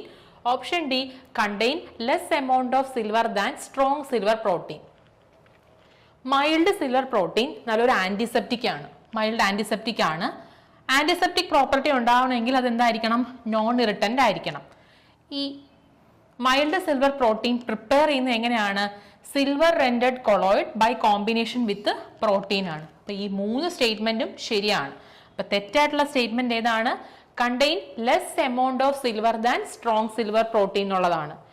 Less അല്ല, high content ഉണ്ട് സിൽവറിന്റെ അളവെന്ന് പറയുന്നത്. അപ്പൊ അതുകൊണ്ട് തന്നെ ഓപ്ഷൻ ഡി വരും ആൻസർ. 25th ക്വസ്റ്റിന്റെ ആൻസർ അതാണ് option D, contain less amount of silver than strong silver protein എന്നുള്ളതാണ് തെറ്റായിട്ടുള്ള സ്റ്റേറ്റ്മെന്റ്. ഓക്കെ, ബാക്കി നോൺ ഇറിറ്റന്റ് ആണെന്നുള്ളതും മൈൽഡ് ആന്റിസെപ്റ്റിക് പ്രോപ്പർട്ടി ഉള്ളതെന്നും ഇത് ഉണ്ടാക്കുന്ന എങ്ങനെയാണത് പ്രിപ്പയർ ചെയ്യുന്നുള്ള മെത്തേഡും ശരിയാണ്. ഇതാണ് തെറ്റായിട്ടുള്ള സ്റ്റേറ്റ്മെന്റ്. ഓപ്ഷൻ ഡി വരും ആൻസർ ആയിട്ട്. അടുത്ത ചോദ്യം, the suitable calcium salt as a stabiliser used in the official calcium gluconate intravenous injection. ഇതിൽ ഏത് പ്രിപ്പറേഷൻ ആണ് എന്ത് ആക്ഷൻ ഉള്ളത് സ്റ്റെബിലൈസർ ആയിട്ട് ആക്ട് ചെയ്യാൻ കഴിയുന്നത്? ഒന്ന് കാൽഷ്യം ക്ലോറൈഡ് ഹെക്സാഹൈഡ്രേറ്റ്, അടുത്തത് dibasic calcium phosphate, option C calcium lactate, option D calcium D saccharate. Option ഡിയിൽ പറയുന്ന കാൽഷ്യം ഡി സാക്കറേറ്റ് ആണ് എന്തായിട്ട് ആക്ട് ചെയ്യുന്നത്? ഒരു കാൽഷ്യം സാൾട്ട് ആണ്. അതോടൊപ്പം തന്നെ എന്തായിട്ട് ആക്ട് ചെയ്യുന്നു? സ്റ്റെബിലൈസർ ആയിട്ട് ആക്ട് ചെയ്യുന്നു in the official calcium gluconate intravenous injection. നമ്മൾ ഇൻട്രാവീനസ് ആയിട്ട് കാൽഷ്യം ഗ്ലൂക്കോണൈറ്റ് ഇഞ്ചക്ഷൻ എടുക്കുന്ന സമയത്ത് അതിൽ നമ്മൾ ആഡ് ചെയ്യുന്ന ഒരു സ്റ്റെബിലൈസർ എന്ന് പറയുന്നത്, അല്ലെങ്കിൽ സ്റ്റെബിലൈസർ ആയിട്ട് ആക്ട് ചെയ്യുന്ന ഏജന്റിനകത്ത് ഏതാണ്? കാൽഷ്യം ഡി സാക്കറേറ്റ് ആണ്. ഓപ്ഷൻ ഡി വരും ആൻസർ. അടുത്ത ചോദ്യം, which of the following drug is effective in treating severe metabolic alkalosis? ശരിയായിട്ട് ക്വസ്റ്റ്യൻ വായിച്ചിട്ട് ഉത്തരത്തിലോട്ട് പോവുക. Severe metabolic alkalosis when administered intravenously. IV ആയിട്ട് നമ്മൾ അഡ്മിനിസ്ട്രേറ്റ് ചെയ്യുമ്പം ഇതിൽ ഏത് ഏജന്റ് ആണ് മെറ്റബോളിക് ആൽക്കലോസിസ് എന്ന് പറയുന്ന കണ്ടീഷൻ ട്രീറ്റ് ചെയ്യാൻ കഴിയുന്നത്, അല്ലെങ്കിൽ അതിനെതിരെ ഉപയോഗിക്കാൻ കഴിയുന്നത്? Option ammonium chloride injection, boric acid injection, sodium nitrate injection, calcium gluconate injection. ഏതായിരിക്കും? അമോണിയം ക്ലോറൈഡ് ഇഞ്ചക്ഷൻ ആണ്, ഒരു സംശയം വേണ്ട അല്ലെ. എന്തുകൊണ്ട് നമുക്ക് അമോണിയം ക്ലോറൈഡ് ഇഞ്ചക്ഷനെ മെറ്റബോളിക് ആൽക്കലോസിസിൽ യൂസ് ചെയ്യാൻ കഴിയുന്നു? Because it act as a systemic acidifier ആയതുകൊണ്ട് തന്നെ. സിസ്റ്റമിക് ആസിഡിഫയർ ആയതുകൊണ്ട് തന്നെ എന്ത് ട്രീറ്റ്മെന്റിന് ഉപയോഗിക്കാൻ പറ്റും? മെറ്റബോളിക് ആൽക്കലോസിസിൽ യൂസ് ചെയ്യാൻ പറ്റും. അത് കൂടാതെ ഒരു യൂറിനറി ആസിഡിഫയർ ആണ്, ഡയൂറിറ്റിക് ആണ്, എക്സ്പെക്ടോറന്റും കൂടെയാണ്. ഈ യൂസുകളും മുൻവർഷ PSCയിൽ ചോദിച്ചിട്ടുള്ളതാണ്. ഓക്കെ, അപ്പം ഇവിടുത്തെ ആൻസർ എന്ത് വരും? ഓപ്ഷൻ എ വരും. Ammonium chloride injection is the drug which is effective in metabolic alkalosis when administered intravenously. അടുത്ത ചോദ്യം, tartar emetic is chemically known as. Options sodium potassium tartrate, antimony potassium tartrate, antimony sodium gluconate and antimony sodium tartrate. ഏതാണ് tartar emetic എന്നറിയപ്പെടുന്നത്? ഏതാണ്? Antimony potassium ടാർട്ടറേറ്റിനെയാണ് tartar emetic എന്ന് അറിയപ്പെടുന്നത്. ഇനി sodium potassium ടാർട്ടറേറ്റിനെ വിളിക്കുന്ന മറ്റൊരു പേരെന്താണ്? റോച്ചെല്ലെ സാൾട്ട് എന്നാണ്. ഓക്കെ, ഇതും എക്സാമിന് ചോദിച്ചിട്ടുള്ളതാണ്. ഇവിടെ ചോദിച്ചിരുന്നത് ടാർട്ടാർ എമെറ്റിക് ആണ്. Answer antimony potassium tartrate. യൂസും കൂടെ കൊടുത്തിട്ടുണ്ട്. എന്തിനാണ് യൂസ് ചെയ്യുന്നത്? Used in the treatment of schistosomiasis, infection with a fresh water parasitic worm ആണ്. ഓക്കെ, അപ്പം ഈ ടാർട്ടാർ എമെറ്റിക് എന്നറിയപ്പെടുന്ന ആന്റിമണി പൊട്ടാസ്യം ടാർട്ടറേറ്റിന്റെ യൂസ് ഏത് ഡിസീസിലുണ്ട്? ഷിസ്റ്റോസോമിയാസിലുണ്ട്. ഇനി സോഡിയം പൊട്ടാസ്യം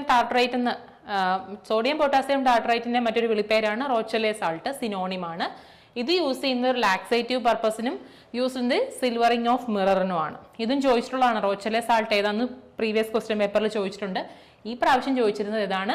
ആന്റിമണി പൊട്ടാസ്യം ടാർട്ടറേറ്റിന്റെ സിനോണിമായ ടാർട്ടാർ എമെറ്റിക് എന്താന്നുള്ളതായിരുന്നു. ഓപ്ഷൻ ബി വരും ആൻസർ. അടുത്ത ചോദ്യം, all of the following are the official compounds of iron except. ഇതിലെ എല്ലാം ഒന്നൊഴികെ ബാക്കിയെല്ലാം അയണിന്റെ ഒഫീഷ്യൽ പ്രിപ്പറേഷനിൽ ഇൻക്ലൂഡഡ് ആണ്. ഏതാണ് അല്ലാത്തത്? Options A ferric sulphate, option B ferrous sulphate, option C ferrous gluconate, option D ferric ammonium citrate. Ferric sulphate അയണിന്റെ official പ്രിപ്പറേഷനിൽ പെടുന്നതല്ല. അതേസമയം ferrous sulphate, ferrous gluconate, ferric ammonium citrate, മറ്റു കുറച്ച് ഒഫീഷ്യൽ പ്രിപ്പറേഷൻസും കൂടെ പറയാം. Ferrous fumarate, ferrous carbonate, ferrous lactate, ferrous glycine sulphate. ഇതും ഒഫീഷ്യൽ പ്രിപ്പറേഷൻസ് ഓഫ് അയൺ ആണ്. എന്ത് വരുന്നില്ല? ഫെറിക് സൾഫേറ്റ് വരുന്നില്ല. അതുകൊണ്ട് തന്നെ ഓപ്ഷൻ എ വരും ആൻസർ. അടുത്ത ചോദ്യം. All of the following statement about Lugol solutions are correct except Lugol സൊല്യൂഷനുമായിട്ട് ബന്ധപ്പെട്ട് കറക്റ്റ് അല്ലാത്തൊരു സ്റ്റേറ്റ്മെന്റ് ഇതിനകത്തുണ്ട്. ഏതെന്ന് നോക്കാം.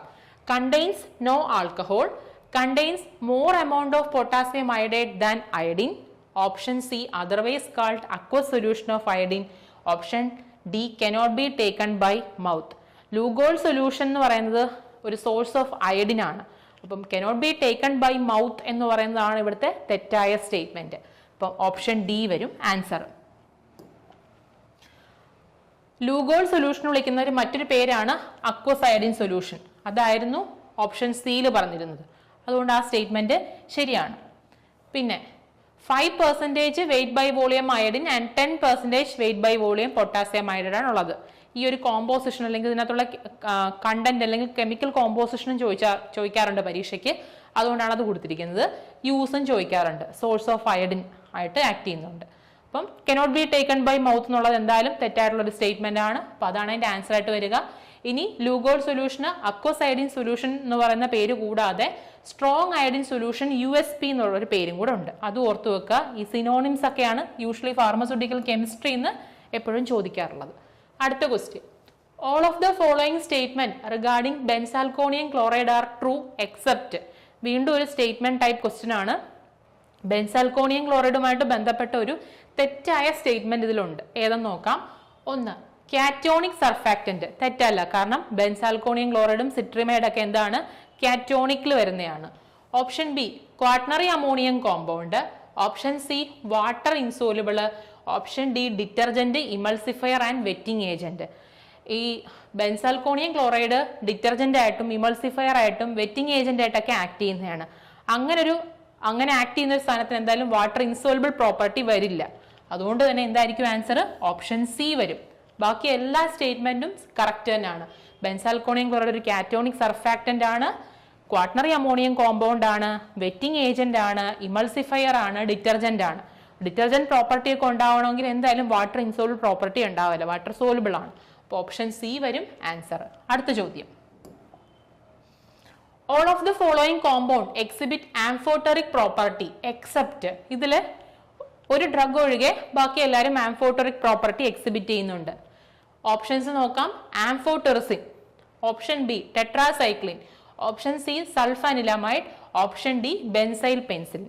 ഇതിലെ ബെൻസൈൽ പെൻസിലിൻ എന്ന് പറയുന്ന ഒരു ആസിഡിക് ഡ്രഗ് ആണ്. എന്താണ്? ആസിഡിക് ഡ്രഗ് ആണ്. അതെന്തായാലും ആംഫോട്ടറിക് പ്രോപ്പർട്ടി എന്ത് ചെയ്യത്തില്ല? എക്സിബിറ്റ് ചെയ്യത്തില്ല. അതുകൊണ്ട് തന്നെ ഓപ്ഷൻ ഡി വരും ഇതിന്റെ കറക്റ്റ് ആൻസർ.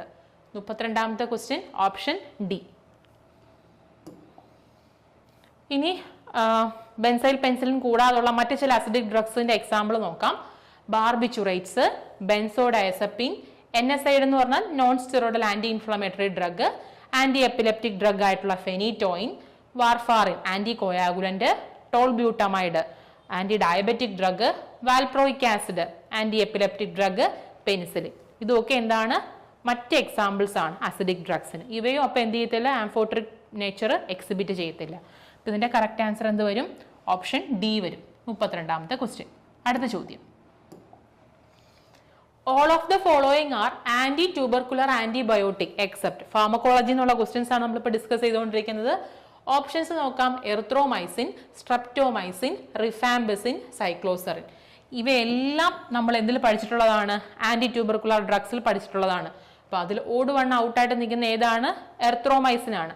എറിത്രോമൈസിൻ ഏത് കാറ്റഗറി വരുന്നതാണ്? മാക്രോലൈഡിൽ വരുന്നതാണ്. പിന്നെ ഇതിന്റെ മെക്കാനിസം ഓഫ് ആക്ഷനും എക്സാംസിന് ചോദിച്ചിട്ടുള്ളതാണ്. പ്രോട്ടീൻ സിന്തസിസിനെയാണ് എന്ത് ചെയ്യുന്നത്? ഇൻഹിബിറ്റ് ചെയ്യുന്നത്.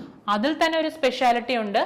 ഈ erythromycin 23S sub unit of the ribosomal RNA bind ചെയ്തിട്ട് ആണ് എന്ത് ചെയ്യുന്നത്? ആക്ഷൻ പ്രൊഡ്യൂസ് ചെയ്യുന്നത്. അതും എക്സാമിന് ചോദിച്ചിട്ടുള്ളതാണ്. അപ്പൊ ഇതിൽ ഓട് വൺ ഔട്ട് അല്ലെങ്കിൽ ആന്റി ട്യൂബർക്കുലർ ആന്റിബയോട്ടിക് ആയിട്ട് യൂസ് ചെയ്യാത്തത് ആരെയാണ്? എറിത്രോമൈസിനെയാണ്. ഓപ്ഷൻസ് എ വരും. നമുക്ക് first line anti T B drugs നോക്കിയാൽ ഏതൊക്കെയാണ് മറ്റ് ഡ്രഗുകൾ? Isoniazid, rifampicin, pyrazinamide, ethambutol, streptomycin. ഇതാണ് first line anti tubercular drugs. ഇനി സെക്കൻഡ് ലൈൻ ആന്റി ട്യൂബർക്കുലർ ഡ്രഗ്സിൽ വരുന്നതാണ് എത്തിയോണമൈഡ്, പാരാഅമിനോ സാലിസിലിക് ആസിഡ്, സൈക്ലോസെറിൻ, അമിക്കാസിൻ, കാപ്രിയോമൈസിൻ, ഫ്ലൂറോക്വിനലോൺസ്, റിഫാബ്യൂട്ടിൻ. ഇവിടെ എവിടെയെങ്കിലും നമ്മൾ എർത്രോമൈസിൻ വന്നോ, മാക്രോലൈഡ് ആന്റിബയോട്ടിക് വന്നോ? ഇല്ല. അതുകൊണ്ട് തന്നെ ഓപ്ഷൻ എ ആയിരുന്നു ഇതിന്റെ കറക്റ്റ് ആൻസർ. 33. അടുത്ത ചോദ്യം. An aromatic nitro compound used as a broad spectrum antibiotic. ഈ ആന്റിബയോട്ടിക്കുകളുടെ രണ്ട് പ്രധാനപ്പെട്ട ക്ലാസിഫിക്കേഷൻ ആണ് ഈ narrow spectrum, broad spectrum antibiotic. അപ്പൊ ഇവയിൽ ഏതോ ഒരെണ്ണം ബ്രോഡ് സ്പെക്ട്രം ആന്റിബയോട്ടിക്കും ആണ്. കൂടാതെ ഏത് കെമിക്കൽ ക്ലാസിഫിക്കേഷനിൽ വരും ഇത്? ഒരു ആരോമാറ്റിക് നൈട്രോ കോമ്പൗണ്ടും കൂടിയാണ്. ഓപ്ഷൻസ് നോക്കാം. Ampicillin, benzathine penicillin, chloramphenicol, daunorubicin. ഏതായിരിക്കും ഇതിന്റെ ആൻസർ? ഓപ്ഷൻ സി ആണ്, ക്ലോറാംഫെനിക്കോൾ ആണ് അതിന്റെ ശരിയായിട്ടുള്ള ഉത്തരം. എപ്പോഴും എക്സാംസിന് റിപ്പീറ്റഡ് ആയിട്ട് ചോദിക്കുന്ന ഒരു ചോദ്യമാണ്. ഒന്നെങ്കിൽ ക്ലോറാംഫെനിക്കോളിന്റെ ADR ആണ് സ്ഥിരമായിട്ട് ചോദിക്കുന്നത്. ക്ലോറാംഫെനിക്കോളിന്റെ ADR ആണെങ്കിൽ എന്തൊക്കെ വരും? Grey baby syndrome, bone marrow ഡിപ്രഷനും. പിന്നെ ഈ ക്വസ്റ്റ്യനിൽ പറഞ്ഞിട്ടുണ്ടായിരുന്നു ആരോമാറ്റിക് നൈട്രോ കോമ്പൗണ്ട് ആണ്. ആ ഒരു സബ്സ്റ്റിറ്റ്യൂഷനും ഇമ്പോർട്ടൻസ് ഉണ്ട്. കാരണം ഇതിലുള്ള ഈ നൈട്രോ ബെൻസിൻ സബ്സ്റ്റിറ്റ്യൂഷൻ ആണ് ഈ ഒരു കോമ്പൗണ്ടിന്റെ ആന്റി ബാക്ടീരിയൽ ആക്ടിവിറ്റിക്ക് കാരണമാകുന്നത്. പിന്നെ എക്സാംസിന് ചോദിച്ചിട്ടുള്ള വേറൊരു ക്വസ്റ്റ്യൻ ആണ് ഇതിന്റെ സോഴ്സ്, ബാക്ടീരിയൽ സോഴ്സ് ഏതാന്നുള്ളത്. ഏതെന്നാണ് കിട്ടുന്നത്? സ്ട്രെപ്റ്റോമൈസിസ് വെനിൻസുലയിൽ നിന്നാണ് നമുക്കിത് കിട്ടുന്നത്. ഇതും എക്സാമിന് ചോദിച്ചിട്ടുള്ളതാണ്. പിന്നെ ഇതിൽ ക്വസ്റ്റ്യൻ തന്നെ പറഞ്ഞിട്ടുണ്ടായിരുന്നു എന്ത് ആന്റിബയോട്ടിക് ആണ്? ബ്രോഡ് സ്പെക്ട്രം ആന്റിബയോട്ടിക് ആണെന്നുള്ളതും. അപ്പൊ ഇതിന്റെ കറക്റ്റ് ആൻസർ ഏതാണ്? Option C, 34th question. അടുത്ത ചോദ്യം. Which of the following statement about chloroquine is correct? ക്ലോറോക്വീനുമായിട്ട് ബന്ധപ്പെട്ട ശരിയായ സ്റ്റേറ്റ്മെന്റ് നോക്കാം. 4-aminoquinoline derivative. അതെ. Option B, used for both prophylaxis and treatment of malaria. മലേറിയയുടെ പ്രൊഫൈലാക്റ്റിക് ട്രീറ്റ്മെന്റിനും ഇനി മലേറിയ വന്നതിന് ശേഷവും ഉപയോഗിക്കാൻ പറ്റുന്നുണ്ട്. ആരെ? ക്ലോറോക്വീനെ. For the treatment of extra intestinal amoebiasis. ഈ മലേറിയയുടെ ട്രീറ്റ്മെന്റിലല്ലാതെ എക്സ്ട്രാ ഇൻഡസ്റ്റൈനൽ അമീബിയാസിസിലും ക്ലോറോക്വീന് യൂസ് വരുന്നുണ്ട്. Option D, all of the above. ഈ 3 സ്റ്റേറ്റ്മെന്റും കറക്റ്റ് ആണ്. അതുകൊണ്ട് തന്നെ ഓപ്ഷൻ ഡി ആണ് കറക്റ്റ് ആൻസർ. ഇനി ഇതിലൊന്നും പറയാത്ത കുറച്ച് അതർ തെറാപ്യൂട്ടിക് യൂസും കൂടെ നമുക്ക് ഡിസ്കസ് ചെയ്യാം. ഇതിൽ പറഞ്ഞിരുന്നു മലേറിയയുടെ പ്രൊഫൈലാക്സിസിലും ട്രീറ്റ്മെന്റിൽ യൂസ് ചെയ്യുന്നുണ്ട്, എക്സ്ട്രാ ഇൻഡസ്റ്റൈനൽ അമീബിയാസിലും യൂസ് വരുന്നുണ്ടെന്ന്. ഇത് രണ്ടും കൂടാതെ റുമറ്റോയ്ഡ് ആർത്രൈറ്റിസിൽ ക്ലോറോക്വീൻ യൂസ് വരുന്നുണ്ട്, ഡിസ്കോയിഡ് ലൂപ്പസ് എർത്രിമാറ്റസിൽ യൂസ് വരുന്നുണ്ട്, ലെപ്ര റിയാക്ഷൻസിൽ, ഇൻഫെക്ഷൻ മോണോന്യൂക്ലിയസിൽ, GRDയാസിസിൽ, ഇതിലും ഒക്കെ എന്തിനു യൂസ് വരുന്നുണ്ട്? ക്ലോറോക്വീൻ അഥവാ 4-aminoquinoline ഡെറിവേറ്റീവ് യൂസ് ചെയ്യുന്നുണ്ട്. അപ്പോൾ ഇതിന്റെ കറക്റ്റ് ആൻസർ ഏത് വരും? Option D, all of the above. അടുത്ത question. A drug which belong to the fluorobutyrophenone with antipsychotic activity. Antipsychotic activity ഉള്ള ഫ്ലൂറോബ്യൂട്രോഫിനോൺ ഡെറിവേറ്റീവ് ആയിട്ടുള്ള ഡ്രഗ് ഏത്? Option chlorpromazine, option B thiothixene, option C trifluoperazine, option D haloperidol. ഏതാണ്? ഇതും repeated ആയിട്ട് ചോദിക്കുന്ന ചോദ്യമാണ്. ഹാലോപെരിഡോളിന്റെ കെമിക്കൽ ക്ലാസിഫിക്കേഷൻ ബ്യൂട്രോഫിനോൺ ഡെറിവേറ്റീവ് ആണ്, നമുക്കറിയാം. അതുകൊണ്ട് തന്നെ ആൻസർ എന്ത് വരും? ഓപ്ഷൻ ഡി വരും. ഹാലോപെരിഡോൾ ഒരു ആന്റിസൈക്കോട്ടിക് ഡ്രഗും ആണ്. അപ്പൊ അതിലും കൺഫ്യൂഷൻ വരില്ല. ഇനി നമുക്ക് ബ്യൂട്രോഫിനോൺ ഡെറിവേറ്റീവ് അല്ലാത്ത മറ്റ് കെമിക്കൽ ക്ലാസിഫിക്കേഷൻസും കൂടെ നോക്കാം. ആന്റിസൈക്കോട്ടിക്സിൽ വരുന്നത് ഫീനോതയാസിൻ ഡെറിവേറ്റീവ് ആണെങ്കിൽ അതിൽ വരുന്നതാണ് ക്ലോർപ്രോമസിനും ട്രൈഫ്ലൂഓപ്രോമസിനും. ബ്യൂട്രോഫിനോൺ ഡെറിവേറ്റീവിൽ ഹാലോപെരിഡോൾ കൂടാതെ വരുന്ന മറ്റു 2 ഡ്രഗാണ് ട്രൈഫ്ലൂപെരിഡോളും പെൻഫ്ലൂറിഡോളും. തിക്സാന്തിൻ ഡെറിവേറ്റീവ്സിൽ വരുന്നതാണ് ഫ്ലുപെൻതിക്സോൾ. ഇതിലൊന്നും പെടാത്ത മറ്റ് അതർ ഹെട്രോസൈക്ലിക് കോമ്പൗണ്ടിൽ വരുന്നതാണ് പിമോസൈഡും ലോക്സപ്പീനും. ഓക്കെ, ഇതിന്റെ ആൻസർ ഏതാണ്? Option D, haloperidol. എന്ത് ഡെറിവേറ്റീവ് ആണ്? ഫ്ലൂറോ ബ്യൂട്രോഫിനോൺ ഡെറിവേറ്റീവ് ആണ്. ആന്റിസൈക്കോട്ടിക് ആക്ടിവിറ്റി ഉണ്ട്. അടുത്ത ചോദ്യം.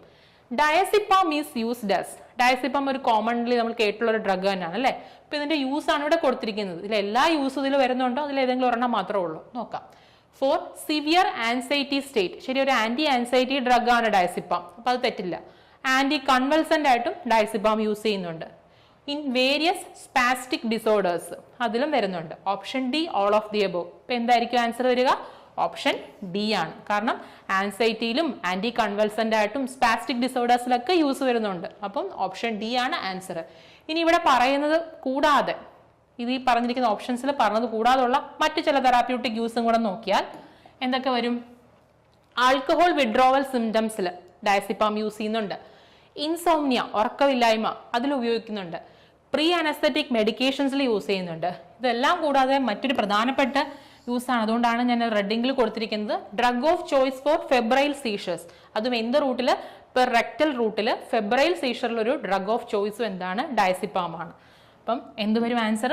Option D, all of the above. Spastic disorders, anti convulsant, anti anxiety, insomnia, പിന്നെ pre anaesthetic medication, drug of choice for febrile seizure. Drug ഏതാണ്? Diazepam. അടുത്ത ചോദ്യം, adrenaline is a light sensitive and easily oxidized on exposure to air because of the moiety in adrenaline. അഡ്രിനാലിലെ ഏതോ ഒരു മോയിറ്റി ആണ് ആ ഒരു ഡ്രഗിനെ എന്താക്കി മാറ്റുന്നത്? ലൈറ്റ് സെൻസിറ്റീവ് ആക്കി മാറ്റുന്നത്. ഏതാന്ന് നോക്കാം. ആ group secondary hydroxyl group, secondary amino group, catechol ring system, all of the above. ഇതിന്റെ ശരിയായ ഉത്തരം കാറ്റക്കോൾ റിംഗ് സിസ്റ്റം ആണ്. ഇതിലുള്ള കാറ്റക്കോൾ മോയിറ്റി ആണ് അഡ്രിനാലിനെ എന്താക്കി മാറ്റുന്നത്? ലൈറ്റ് സെൻസിറ്റീവ് ആക്കി മാറ്റുന്നത്. അതായത് that will get easily oxidised when expose to air. എയറുമായിട്ട് എക്സ്പോഷർ വന്നാൽ അത് പെട്ടെന്ന് ഓക്സിഡൈസ് ചെയ്യാനുള്ള കാരണം അതിലുള്ള കാറ്റക്കോൾ മോയിറ്റി ആണ്. ഇനി നമുക്ക് അഡ്രിനാലിന്റെ കുറച്ച് തെറാപ്യൂട്ടിക് യൂസും കൂടെ ഒന്ന് ഡിസ്കസ് ചെയ്യാം. അതും എക്സാമിന് ചോദിച്ചിട്ടുള്ളതാണ്. സിമ്പത്തോമിമെറ്റിക് ആണ്. പിന്നെ ഏറ്റവും പ്രധാനപ്പെട്ട ഒരു യൂസ് ആണ് used in treating allergic reaction അല്ലെങ്കിൽ അനേഫലാറ്റിക് റിയാക്ഷൻസിൽ നമുക്ക് ഉപയോഗിക്കാൻ പറ്റുന്ന ഒരു ഡ്രഗാണ് അഡ്രിനാലിൻ. പിന്നെ ബ്രീത്തിങ് ഇംപ്രൂവ് ചെയ്യാനും ഹാർട്ടിനെ സ്റ്റിമുലേറ്റ് ചെയ്യാനും BP ഇൻക്രീസ് ചെയ്യാനും കഴിവുണ്ട്. സിമ്പത്തോമിമെറ്റിക് ആണല്ലോ. അതുകൂടാതെ that will inhibit the uterine contraction and it also used for the treatment of open angle glaucoma. Glaucoma എന്താണ്? ഇൻട്രാ ഓക്കുലർ പ്രഷർ കൂടിയിട്ടുള്ള ഒരു ഐക്ക് വരുന്നൊരു ഡിസോർഡർ ആണ് ഗ്ലൂക്കോമ. അവിടെ നമുക്ക് അഡ്രിനാലിൻ യൂസ് ഉണ്ട്. ഡിപ്പിവിഫ്രിൻ എന്ന് പറഞ്ഞിട്ട് നമ്മൾ പഠിച്ചിട്ടുള്ളതാണ് ഇതിന്റെ എസ്റ്റർ ഫോം. അപ്പം ഇതിന്റെ ആൻസർ എന്താണ്? കാറ്റക്കോൾ മോയിറ്റി ഈസ് റെസ്പോൺസിബിൾ ഫോർ ദി എന്താണ്? light sensitive property of adrenaline. Adrenaline acts as a sympathomimetic agent and it is also used in the open angle glaucoma and also it has used in എന്താണ്? Anaphylactic reactions. അടുത്ത ചോദ്യം, the most widely used anticholinesterase agent for treating myasthenia gravis. myasthenia gravis എന്ന് പറഞ്ഞ ഒരു auto immune disorder ആണ്. അപ്പം ഇതിൽ ഉപയോഗിക്കുന്ന ഒരു ആന്റികോളിനെസ്റ്ററേസ് ഏജന്റ് ഇതിൽ കൊടുത്തിട്ടുണ്ട്. ഏതാന്ന് നോക്കാം. Option A atropine, option B pyridostigmine, option C tolazoline, option D ephedrine. Anticholinesterase എന്നുള്ളൊരു വാക്കിൽ നിന്ന് നമുക്ക് ഉത്തരത്തിലേക്ക് വേഗം എത്താൻ സാധിക്കുന്നു. ഏതാണ്? പിരിഡോസ്റ്റിക്മിൻ ആണ് ഏത്? ആന്റികോളിനെസ്റ്ററേസ് ഏജന്റ്. നമുക്ക് മൈസ്തീനിയ ഗ്രാവിസിന്റെ മെഡിക്കേഷൻ നോക്കാം. എന്തൊക്കെ മരുന്നുകളാണ് മൈസ്തീനിയ ഗ്രാവിസിന് യൂഷ്വലി യൂസ് ചെയ്യുന്നത്? പ്രധാനമായിട്ട് ഉപയോഗിക്കുന്നത് ആന്റികോളിനെസ്റ്ററേസ് ഇൻഹിബിറ്റേഴ്സ് തന്നെയാണ്. അതിൽ പിരിഡോസ്റ്റിക്മിൻ ആണ് മെയിൻ്റനൻസ് ട്രീറ്റ്മെന്റിന് വേണ്ടി ഉപയോഗിക്കുന്നത്. ഇനി പിരിഡോസ്റ്റിക്മിൻ അൺഅവൈലബിൾ ആണെങ്കിൽ നിയോസ്റ്റിക്മിൻ യൂസ് ചെയ്യും. ഇനി മറ്റൊരു ട്രീറ്റ്മെന്റ് ഓപ്ഷനാണ് ഇമ്മ്യൂണോ സപ്രസന്റ് യൂസ് ചെയ്യാം. കാരണം അതൊരു ഓട്ടോ ഇമ്മ്യൂൺ ഡിസോർഡർ ആണെന്ന് ഞാൻ പറഞ്ഞു. അപ്പോൾ ഇമ്മ്യൂണോ സപ്രസന്റ് ഇവിടെ യൂസ് ചെയ്യുന്നുണ്ട്. അതായത് മെത്തോട്രിക്സൈറ്റ്, ടാക്രോലിമസ്, സൈക്ലോഫോസ്ഫോമൈഡ് ഒക്കെയാണ് യൂസ് ചെയ്യുന്ന ഇമ്മ്യൂണോ സപ്രസൻസ്. പിന്നെ മറ്റൊരു ട്രീറ്റ്മെന്റ് മെത്തേഡാണ് പ്ലാസ്മ ഫെറസിസ് എന്ന് പറയുന്നത്. ആൻഡ് ലാസ്റ്റ് ഓപ്ഷൻ ആണ്, ഇതുകൊണ്ടൊന്നും എഫക്റ്റീവ് അല്ലെങ്കിൽ പിന്നെ ഒരു ലാസ്റ്റ് ഓപ്ഷൻ ഉണ്ട്, സർജറി, തൈമക്ടമി. തൈമസ് ഗ്ലാൻഡിനെ എന്ത് ചെയ്യുക? സർജിക്കലി റിമൂവ് ചെയ്യുന്ന ഒരു പ്രോസസ്സാണ് തൈമക്ടമി. അപ്പൊ ഇത്രയാണ് മൈസ്തീനിയ ഗ്രാവിസിന്റെ ഒരു ട്രീറ്റ്മെന്റ് ഓപ്ഷൻ. നമ്മളോട് ഇവിടെ ചോദിച്ചിരുന്ന ക്വസ്റ്റ്യൻ എന്തായിരുന്നു? Anticholinesterase agent used for the treatment of myasthenia gravis ആയിരുന്നു. അതിന്റെ ഉത്തരം എന്താണ്? പിരിഡോസ്റ്റിക്മിൻ ആണ്. അടുത്ത ചോദ്യം, most of the anti-neoplastic alkylating agent contain nucleophilic group, electrophilic group, both nucleophilic and electrophilic group, option D, none of the above. ഈ anti cancer ഏജൻസിൽ വരുന്ന ഒരു പ്രധാനപ്പെട്ട ഡ്രഗ് ക്ലാസിഫിക്കേഷൻ ആണ് ആൽക്കലൈറ്റിംഗ് ഏജന്റ്. അവയിലെ ഏത് ഗ്രൂപ്പാണ് അവയുടെ ആ ഒരു സ്പെഷ്യാലിറ്റി എന്ന് പറയുന്നത്? അതിലുള്ള ന്യൂക്ലിയോഫിലിക് ഗ്രൂപ്പ് ആണോ, ഇലക്ട്രോഫിലിക് ഗ്രൂപ്പ് ആണോ, അതോ ഈ രണ്ടും ഉണ്ടോ? ന്യൂക്ലിയോഫിലിക്, ഇലക്ട്രോഫിലിക് ഗ്രൂപ്പ് ഉണ്ടോ? None of the above. ഏതാണ്? ഇലക്ട്രോഫിലിക് ഗ്രൂപ്പ് ആണ് ഇതിന്റെ ആൻസർ ആയിട്ട് വരിക. Option B. നമുക്ക് പ്രധാനപ്പെട്ട കുറച്ച് ആൽക്കലൈറ്റിംഗ് ഏജൻസ് ഒന്നും നോക്കാം. നൈട്രജൻ മസ്റ്റാർഡ് ഡെറിവേറ്റീവ്സ് അതിൽ വരുന്നതാണ് മിക്ലോറത്തമീൻ, സൈക്ലോഫോസ്ഫോമൈഡ്, മെൽഫാലൻ, ക്ലോറാംബൂസിൽ, നൈട്രോസോ യൂറിയാസ്, ആൽക്കലൈ സൾഫോണൈറ്റ്സ് അല്ലെങ്കിൽ ബുസൽഫാൻ ഡെറിവേറ്റീവ്സ്, എഥിലീൻ അമീൻസ് ഡെറിവേറ്റീവ് അല്ലെങ്കിൽ അസിഡിൻ ഡെറിവേറ്റീവ്സ്. ഇതൊക്കെയാണ് ആൽക്കലൈറ്റിംഗ് ഏജൻസിന് എക്സാമ്പിൾ ആയിട്ട് വരുന്നത്. ഇതിൽ എന്ത് ഗ്രൂപ്പാണ് ഉള്ളത്? Electrophilic group. അടുത്ത ചോദ്യം, which of the following plant is commonly known as henbane? നമ്മൾ ഫാർമകോഗ്നോസി എന്നുള്ള ക്വസ്റ്റ്യൻസ് ആണ് ഡിസ്കസ് ചെയ്യുന്നത്. ഓപ്ഷൻസ് നോക്കിയാൽ ബെല്ലഡോണ, റുബാർബ്, അക്കോണൈറ്റ്, ഹയോസ്കയാമസ്. അക്കോണൈറ്റിന്റെ എന്താണ് സിനോണിംസ് എന്ന് പറയുന്നത് മോങ്സ് വുഡ് ആണ്, അപ്പൊ അത് വരത്തില്ല.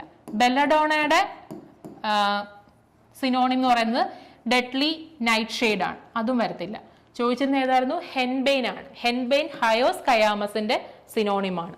അതുകൊണ്ട് തന്നെ ഓപ്ഷൻ ഡി ആണ് ആൻസർ ആയിട്ട് വരുന്നത്. ഡെഡ്ലി നൈറ്റ് ഷെയ്ഡ് ആണ് ബെല്ലഡോണയുടെ. അക്കോണൈറ്റിന്റെ മോങ്സ് വുഡ് കൂടാതെ ഒരു സിനോണിമും കൂടെ ഉണ്ട്, വൂൾസ് ബെയിൻ എന്നും അറിയപ്പെടുന്നുണ്ട്. ഓക്കെ, അപ്പൊ അടുത്ത ചോദ്യത്തിലോട്ട് പോവാം. Meconic acid is a dibasic acid found in. ഏതിൽ കാണപ്പെടുന്ന ഒരു കെമിക്കൽ കോൺസ്റ്റിറ്റ്യൂന്റ് ആണ് meconic acid? Options opium, cinchona, clove, ipecacuanha. എന്തിലായിരിക്കും കാണുന്നത്? ഒപ്പിയത്തിലുള്ള ഒരു പ്രധാനപ്പെട്ട കണ്ടന്റ് ആണ്, ഒരു ഡൈബേസിക് ആസിഡ് ആണ് മെക്കോണിക് ആസിഡ്. പിന്നെ എക്സാംസിൽ ചോദിക്കുന്നതാണ് ഈ മെക്കോണിക് ആസിഡ് ഐഡന്റിഫൈ ചെയ്യാനുള്ള ടെസ്റ്റ് ഏതാന്നുള്ളത്. ഏതാണ്? മാർക്യൂസ് ടെസ്റ്റ് ആണ്. ഇവിടെ കൊടുത്തിട്ടുണ്ട്. ദ അതർ കെമിക്കൽ കോൺസ്റ്റിറ്റ്യൂൻസ് ഇപ്പൊ പറഞ്ഞ മെക്കോണിക് ആസിഡ് കൂടാതെ ഉള്ള മറ്റ് കെമിക്കൽ കോൺസ്റ്റിറ്റ്യൂൻസ് ആണ് നാർക്കോട്ടിൻ, കൊഡീൻ, തിബെയിൻ, നോസ്കാപ്പിൻ, നാർസിൻ ആൻഡ് പെപ്പാവറിൻ. കെമിക്കൽ ടെസ്റ്റ് ഏതാണ്? മാർക്യൂസ് ടെസ്റ്റ് ആണ്. അപ്പം ഓപ്ഷൻ ഏതാണ്? Option A Opium. ഓക്കെ, ക്ലോവിലാണെങ്കിൽ എന്താണ് പ്രധാനപ്പെട്ട കണ്ടന്റ്? യൂജിനോൾ ആണ്. ഇതും എക്സാമിന് ചോദിച്ചിട്ടുള്ളതാണ്. ഓക്കെ, സിങ്കോണയിലാണ് എന്ത്? ക്യുനൈനും ക്യുനിഡീനും ഒക്കെ കിട്ടുന്നത്. അടുത്ത ചോദ്യം, hallucinogenic drug LSD, lysergic acid diethylamide, is prepared from cannabis, coca leaves, ergot and nutmeg. ഇതിൽ ഏതിൽ നിന്നാണ് നമുക്ക് ഹാലോസിനോജനിക് ഡ്രഗ് ആയ LSD ഒബ്റ്റെയിൻ ചെയ്യുന്നത്? ഏതിൽ നിന്നാണ്? എർഗോട്ട് ആണ് ഇതിന്റെ correct answer. Option C. Lysergic acid diethylamide, LSDയുടെ ഫുൾ ഫോം ആണ് എഴുതിയിരിക്കുന്നത്, അല്ലെങ്കിൽ ലൈസർജൈഡ് എന്നും പറയും. ഒരു പൊട്ടന്റ് ആയിട്ടുള്ള ഒരു ഹാലോസിനോജനിക് ഡ്രഗ് ആണ്. പ്രധാനമായിട്ടും ഇർഗോട്ട് ആൽക്കലോയിഡുകളിൽ നിന്നാണ് നമുക്കത് ഡിറൈവ് ചെയ്ത് കിട്ടുന്നത്. ഓക്കെ, നമ്മൾ ഉത്തരം പറഞ്ഞിരുന്നു. അടുത്ത ചോദ്യം, cinnamon is the dried inner bark of the coppiced shoot of cinnamon zeylanicum belonging to the family Lauraceae. അതിലെ കോപ്പീസിങ് എന്നുള്ള വാക്കിന്റെ അർത്ഥമാണ് ചോദിച്ചിരിക്കുന്നത്. ആ ഒരു സിന്നമണിന്റെ ഫുൾ ബയോളജിക്കൽ സോഴ്സ് ഇവിടെ ക്ലിയർ ആയിട്ട് കൊടുത്തിട്ടുണ്ട്. അതിൽ കോപ്പീസ്ഡ് ഷൂട്ട് എന്ന് പറയുന്നുണ്ട്. അപ്പൊ എന്താണ് ഈ കോപ്പീസ്ഡ് എന്നുള്ള അല്ലെങ്കിൽ കോപ്പീസിംഗ് എന്നുള്ള ആ പ്രോസസ്സ് എന്താണ് ഉദ്ദേശിക്കുന്നതാണ് ചോദിച്ചിരിക്കുന്നത്. Cutting at ground level, separation of inner bark, cutting of branches, separation of outer bark. Coppice എന്ന് പറഞ്ഞാൽ ഗ്രൗണ്ട് ലെവലിൽ ഇങ്ങനെ കട്ട് ചെയ്ത് നിർത്തുന്ന പ്രക്രിയയ്ക്ക് വിളിക്കുന്ന പേരാണ്. കട്ടിംഗ് അറ്റ് ഗ്രൗണ്ട് ലെവലിനെയാണ് ഈ കോപ്പീസിംഗ് കൊണ്ട് ഉദ്ദേശിക്കുന്നത്. അതുകൊണ്ട് തന്നെ ഓപ്ഷൻ എ ആണ് കറക്റ്റ് ആൻസർ. ഈ ഒരു ക്വസ്റ്റനിൽ ഒരുപാട് അതിൽ തന്നെ പറഞ്ഞിട്ടുണ്ട്, ഇന്നർ ബാർക്കാണ് യൂസ് ചെയ്യുന്നത്, ഡ്രൈഡ് ഇന്നർ ബാർക്കാണ് യൂസ് ചെയ്യുന്നത്, സിന്നമൺ സൈലാനിക്കാണ് ബയോളജിക്കൽ സോഴ്സ്, ഫാമിലിയും പറഞ്ഞിട്ടുണ്ട്. അറിയേണ്ടത് എന്താണ് ആ കോപ്പീസിംഗ് എന്നുള്ളത് എന്താണെന്നാണ് അറിയേണ്ടത്. അതെന്താണ്? കട്ടിംഗ് അറ്റ് ഗ്രൗണ്ട് ലെവലിനെയാണ് കോപ്പീസിംഗ് എന്ന് പറയുന്നത്. അടുത്ത ചോദ്യം, cardamom consist of the dried ripe seeds of Elettaria cardamom belonging to the family. Biological source complete ആകണമെങ്കിൽ കാർഡമത്തിന്റെ ഫാമിലിയും കൂടെ ഇൻക്ലൂഡഡ് ആകണം. ഫാമിലി നോക്കിയേ, ഓപ്ഷൻസ് മിർട്ടേസിയെ, സിഞ്ചിബറേസിയെ, ലോറേസിയെ ആൻഡ് ലെഗുമിനോസെ. ഏതാണ്? സിഞ്ചിബറേസിയെ ഫാമിലിയിൽ വരുന്നതാണ് കാർഡമം. ഓക്കെ, ഓപ്ഷൻ ബി ആണ് ഇതിന്റെ ശരിയായിട്ടുള്ള ഉത്തരം. ഈ കാർഡമത്തിന്റെ യൂസ് ആണ് ഇവിടെ കൊടുത്തിരിക്കുന്നത്. ആരോമാറ്റിക് ആണ് അല്ലെ, കാർബണേറ്റീവ് പ്രോപ്പർട്ടി ഉണ്ട്, സ്റ്റിമുലന്റ് ആണ്, അപ്പിറ്റൈസർ ആണ്, അതുകൂടാതെ ഒരു നല്ല ഫ്ലേവറിംഗ് ഏജന്റും ആണ് കാർഡമം എന്ന് പറയുന്നത്. അടുത്ത ചോദ്യം, guggul is a gum resin obtained by the incision of the bark of. വീണ്ടും ബയോളജിക്കൽ സോഴ്സിൽ നിന്നുള്ളൊരു ചോദ്യം തന്നെയാണ്. ഗൂഗിളിന്റെ എന്താണ് ചോദിച്ചിരിക്കുന്ന biological source? Commiphora mukul, Commiphora molmol, Commiphora മെർക്കി ആൻഡ് കൊമ്മിഫോറ എറൈക്ക. ഏതായിരിക്കും ഗൂഗിളിൻ്റെത്? ഓപ്ഷൻ എ ആണ് ഇതിന്റെ കറക്റ്റ് ആൻസർ ആയിട്ട് വരിക. കൊമ്മിഫോറ മോൾമോൾ എന്തിന്റെയാണ്? മെറിന്റെയാണ്. അതും ഒരു ഒലിയോഗം റെസിനാണ്. ഫാമിലി ബുർസറേസിയാണ്. അടുത്ത ചോദ്യം, hydnocarpic acid is a constituent of. Chemical കോൺസ്റ്റിറ്റ്യൂവന്റിൽ നിന്നാണ് ചോദ്യം ചോദിച്ചിരിക്കുന്നത്. Castor oil, shark liver oil, chaulmoogra oil, lemon grass oil. ഇവയിൽ ഏതിന്റെ കെമിക്കൽ കോൺസ്റ്റിറ്റ്യൂന്റ് ആണ് ഹിപ്നോകാർപ്പിക് ആസിഡ്? ഏതിന്റെയാണ്? ഓപ്ഷൻ സി ആണ് ഇതിന്റെ ഉത്തരമായിട്ട് വരിക. എന്താണ് ഈ ചോൾമോഗ്ര ഓയിലിന്റെ തെറാപ്യൂട്ടിക് യൂസ് നോക്കിയാൽ ലെപ്രസിൽ, ഇതാണ് മുമ്പ് പരീക്ഷ ചോദിച്ചിരുന്ന ചോൾമോഗ്ര ഓയിലിന്റെ യൂസ് ആണ് ചോദിച്ചിരുന്നത്. ഇപ്രാവശ്യം ചോദിച്ചിരിക്കുന്നത് കെമിക്കൽ കോൺസ്റ്റിറ്റ്യൂന്റിൽ നിന്നാണ്. അപ്പോൾ യൂസ് ആയിരുന്നെങ്കിൽ ലെപ്രസിയിൽ യൂസ് ചെയ്യുന്നുണ്ട്, സോറിയാസിൽ ഉപയോഗിക്കുന്നുണ്ട്, റുമാറ്റിസിൽ യൂസ് ചെയ്യുന്നുണ്ട്. പിന്നെ സിനോണിമാണ് ചോദിച്ചിരിക്കുന്നതെങ്കിൽ ഗൈനോകാർഡിയ ഓയിൽ, ചോൾമോഗ്ര ഓയിലിന്റെ മറ്റൊരു പേരാണ് എന്ത്, ഗൈനോകാർഡിയ ഓയിൽ എന്ന്. അപ്പൊ നമുക്ക് ഇതിൽ നിന്നെല്ലാം ക്വസ്റ്റ്യൻസ് പ്രതീക്ഷിക്കാം. ഈ പ്രാവശ്യം ചോദിച്ചിരുന്നത് ഹിപ്നോകാർപ്പിക് ആസിഡ് എന്തിന്റെ കോൺസ്റ്റിറ്റ്യൂന്റ് ആണ്, ചോൾമോഗ്ര ഓയിലിന്റെ ആണ്. യൂസ് എന്തായിരുന്നു, സോറിയാസിസിലും ലെപ്രസിയിലൊക്കെ ഉപയോഗിക്കാൻ പറ്റുന്നതാണ്. അടുത്ത ചോദ്യം, in Fees test for honey, on addition of which reagent gives a transient red color for the natural honey? ഈ ഹണിയിലെ അഡൾട്രേഷൻ കണ്ടുപിടിക്കാനുള്ള ഒരു ടെസ്റ്റ് ആണ് ഫീസ് ടെസ്റ്റ്. അതിൽ ഈ പറഞ്ഞിരിക്കുന്ന ഒരു ഏജന്റ് ആഡ് ചെയ്യുമ്പോഴാണ് പെട്ടെന്ന് ഒരു ട്രാൻസിയന്റ് റെഡ് കളർ നമുക്ക് കിട്ടുകയും അതുവഴി അത് നാച്ചുറൽ ഹണി ആണോ ഇല്ലയോ എന്നുള്ളത് നമുക്ക് ഐഡന്റിഫൈ ചെയ്യാനും സാധിക്കുന്നത്. ഇതിൽ ഏതാണ് ആ ഒരു കെമിക്കൽ എന്നാണ് ചോദ്യം. 1% alpha naphthol, 1% resorcinol, 5% ferric chloride and 2% ferric chloride. ഏതായിരിക്കും ഉത്തരം? റിസോഴ്സിനോളാണ് ശരിയായിട്ടുള്ള ഉത്തരം. എന്താണ് നമ്മൾ ഓൾറെഡി പറഞ്ഞു അല്ലെ, ഈ ഹണിയിലുള്ള അഡൾട്രേഷനുള്ള ടെസ്റ്റ് ആണ്. Test to identify the honey adulterated with commercial or invert sugar. മറ്റേതെങ്കിലും ഇൻവേർട്ട് ഷുഗർ വെച്ചിട്ട് ഈ ഹണി അഡൾട്രേറ്റഡ് ആണോ എന്നുള്ളത് അറിയാൻ വേണ്ടി നമ്മൾ ഫീസ് ടെസ്റ്റ് യൂസ് ചെയ്യും. This test help to identify the amount of hydroxy methyl furfural, അല്ലെങ്കിൽ നാച്ചുറൽ അതിലുള്ള ഫ്രക്ടോസ് ഡീകേ ചെയ്തിട്ടുള്ള പ്രൊഡക്റ്റ് ആണ് ഹൈഡ്രോക്സി മീഥൈൽ ഫ്യൂർഫുറാൽ ഉണ്ടോ ഇല്ലയോ എന്നുള്ളത്. അതും ഐഡന്റിഫൈ ചെയ്യാനുള്ള ടെസ്റ്റ് ആണ് ഫീസ് ടെസ്റ്റ്. ഈ ടെസ്റ്റിനകത്ത് നമ്മൾ റിസോഴ്സിനോട് ആഡ് ചെയ്ത് കഴിയുമ്പോഴാണ് ഒരു ട്രാൻസിയൻ റെഡ് കളർ ഉണ്ടാകുന്നത്. അതാണ് നാച്ചുറൽ ഹണിക്ക് കിട്ടുന്ന പോസിറ്റീവ് ടെസ്റ്റ് എന്ന് പറയുന്നത്. അപ്പോൾ ഓപ്ഷൻ ബി വരും ആൻസർ. അടുത്ത ചോദ്യം, narcotic effect of nutmeg is due to the presence of. ഇതിലെ ഏത് കണ്ടന്റിന്റെ പ്രസൻസ് ആണ് ഈ നട്ട്മഗിന് ഒരു നാർക്കോട്ടിക് എഫക്ട് പ്രൊഡ്യൂസ് ചെയ്യുന്നത്? Options elemicin, option B safrole, option C myristicin, option D camphene. ഏതായിരിക്കും ഉത്തരം? മിറിസ്റ്റിസിൻ ആണ് ഇതിന്റെ ശരിയായ ഉത്തരം, ഓപ്ഷൻ സി. നട്ട്മഗിന്റെ യൂസ് നോക്കുവാണെങ്കിൽ ആരോമാറ്റിക് ആണ്, കാർബണേറ്റീവ് ആണ്, ഫ്ലേവറിംഗ് ഏജന്റ് ആയിട്ടും യൂസ് ചെയ്യുന്നുണ്ട്. Epidermis with thick waved, bent and twisted lignified covering trichomes are the characteristics of. Microscopic feature എന്നുള്ളൊരു ക്വസ്റ്റ്യൻ ആണ്. ഇതിലെ എപ്പിഡെർമിസ് വളരെ തിക്കാണ്, ബെൻഡ് ആൻഡ് ട്വിസ്റ്റഡ് ആയിട്ടുള്ള ലിഗ്നിഫൈഡ് കവറിംഗ് ട്രൈക്കോംസ്. ഈ ലിഗ്നിഫൈഡ് കവറിംഗ് ട്രൈക്കോംസിൽ നിന്ന് തന്നെ നമുക്ക് ഉത്തരത്തിലേക്ക് എത്താൻ പറ്റുന്നു. ഏതിനാണ് ലിഗ്നിഫൈഡ് കവറിംഗ് ട്രൈക്കോംസ് നമ്മൾ പഠിച്ചിരിക്കുന്നത്? കൊറിയാണ്ടർ ആണോ, ഫെനൽ ആണോ, എഫിഡ്ര ആണോ, നക്സ്വോമിക്ക ആണോ? ഏതാണ്? ഓപ്ഷൻ ഡി നക്സ്വോമിക്കയാണ്. ഒരുപാട് പ്രാവശ്യം റിപ്പീറ്റഡ് ആയിട്ട് ചോദിച്ചൊരു ചോദ്യമാണ് നക്സ്വോമിക്കയുടെ മൈക്രോസ്കോപ്പിക് ക്യാരക്ടറിസ്റ്റിക് ആയ ലിഗ്നിഫൈഡ് ട്രൈക്കോംസ് എന്ന് പറയുന്നത്, ലിഗ്നിഫൈഡ് കവറിംഗ് ട്രൈക്കോംസ്. സിനോണിം ചോദിക്കുവാണെങ്കിൽ ഏതാണ്? ക്രോഫിഗ് ആണ്. ഇനി മറ്റ് കെമിക്കൽ കോൺസ്റ്റുവൻസ്, നമ്മളിപ്പോൾ ചോദിച്ചിരുന്ന മൈക്രോസ്കോപ്പിക്കൽ ഫീച്ചർ ആണല്ലോ. കെമിക്കൽ കോൺസ്റ്റുവന്റിൽ നിന്ന് ചോദ്യം വന്നാൽ അതിലുള്ള പ്രധാനപ്പെട്ട 2 കെമിക്കൽ കോൺസ്റ്റുവന്റ് ആണ് എഴുതിയിരിക്കുന്നത്, സ്ട്രിച്ചിനും ബ്രൂസിനും. പിന്നെ ഇതിലുള്ള ഈ ഒരു നക്സ്വോമിക്കയുടെ മറ്റൊരു പ്രത്യേകത എന്താണെന്ന് വെച്ചാൽ ഇതിൽ ഗ്ലൈക്കോസൈഡ് കണ്ടന്റും ഉണ്ട്, അതും ചോദിച്ചിട്ടുള്ളതാണ്. ഇതിലുള്ള ഗ്ലൈക്കോസൈഡ് കണ്ടന്റ് ചോദിക്കുവാണെങ്കിൽ ലോഗാനിനും ക്ലോറോജനിക് ആസിഡുമാണ്. ഓക്കെ, അപ്പം ഇതും ഇമ്പോർട്ടൻ്റ് ആണ്, പഠിക്കാം. അടുത്ത ചോദ്യം, weight gain can be a side effect of the following anti കൺവൾസന്റ്.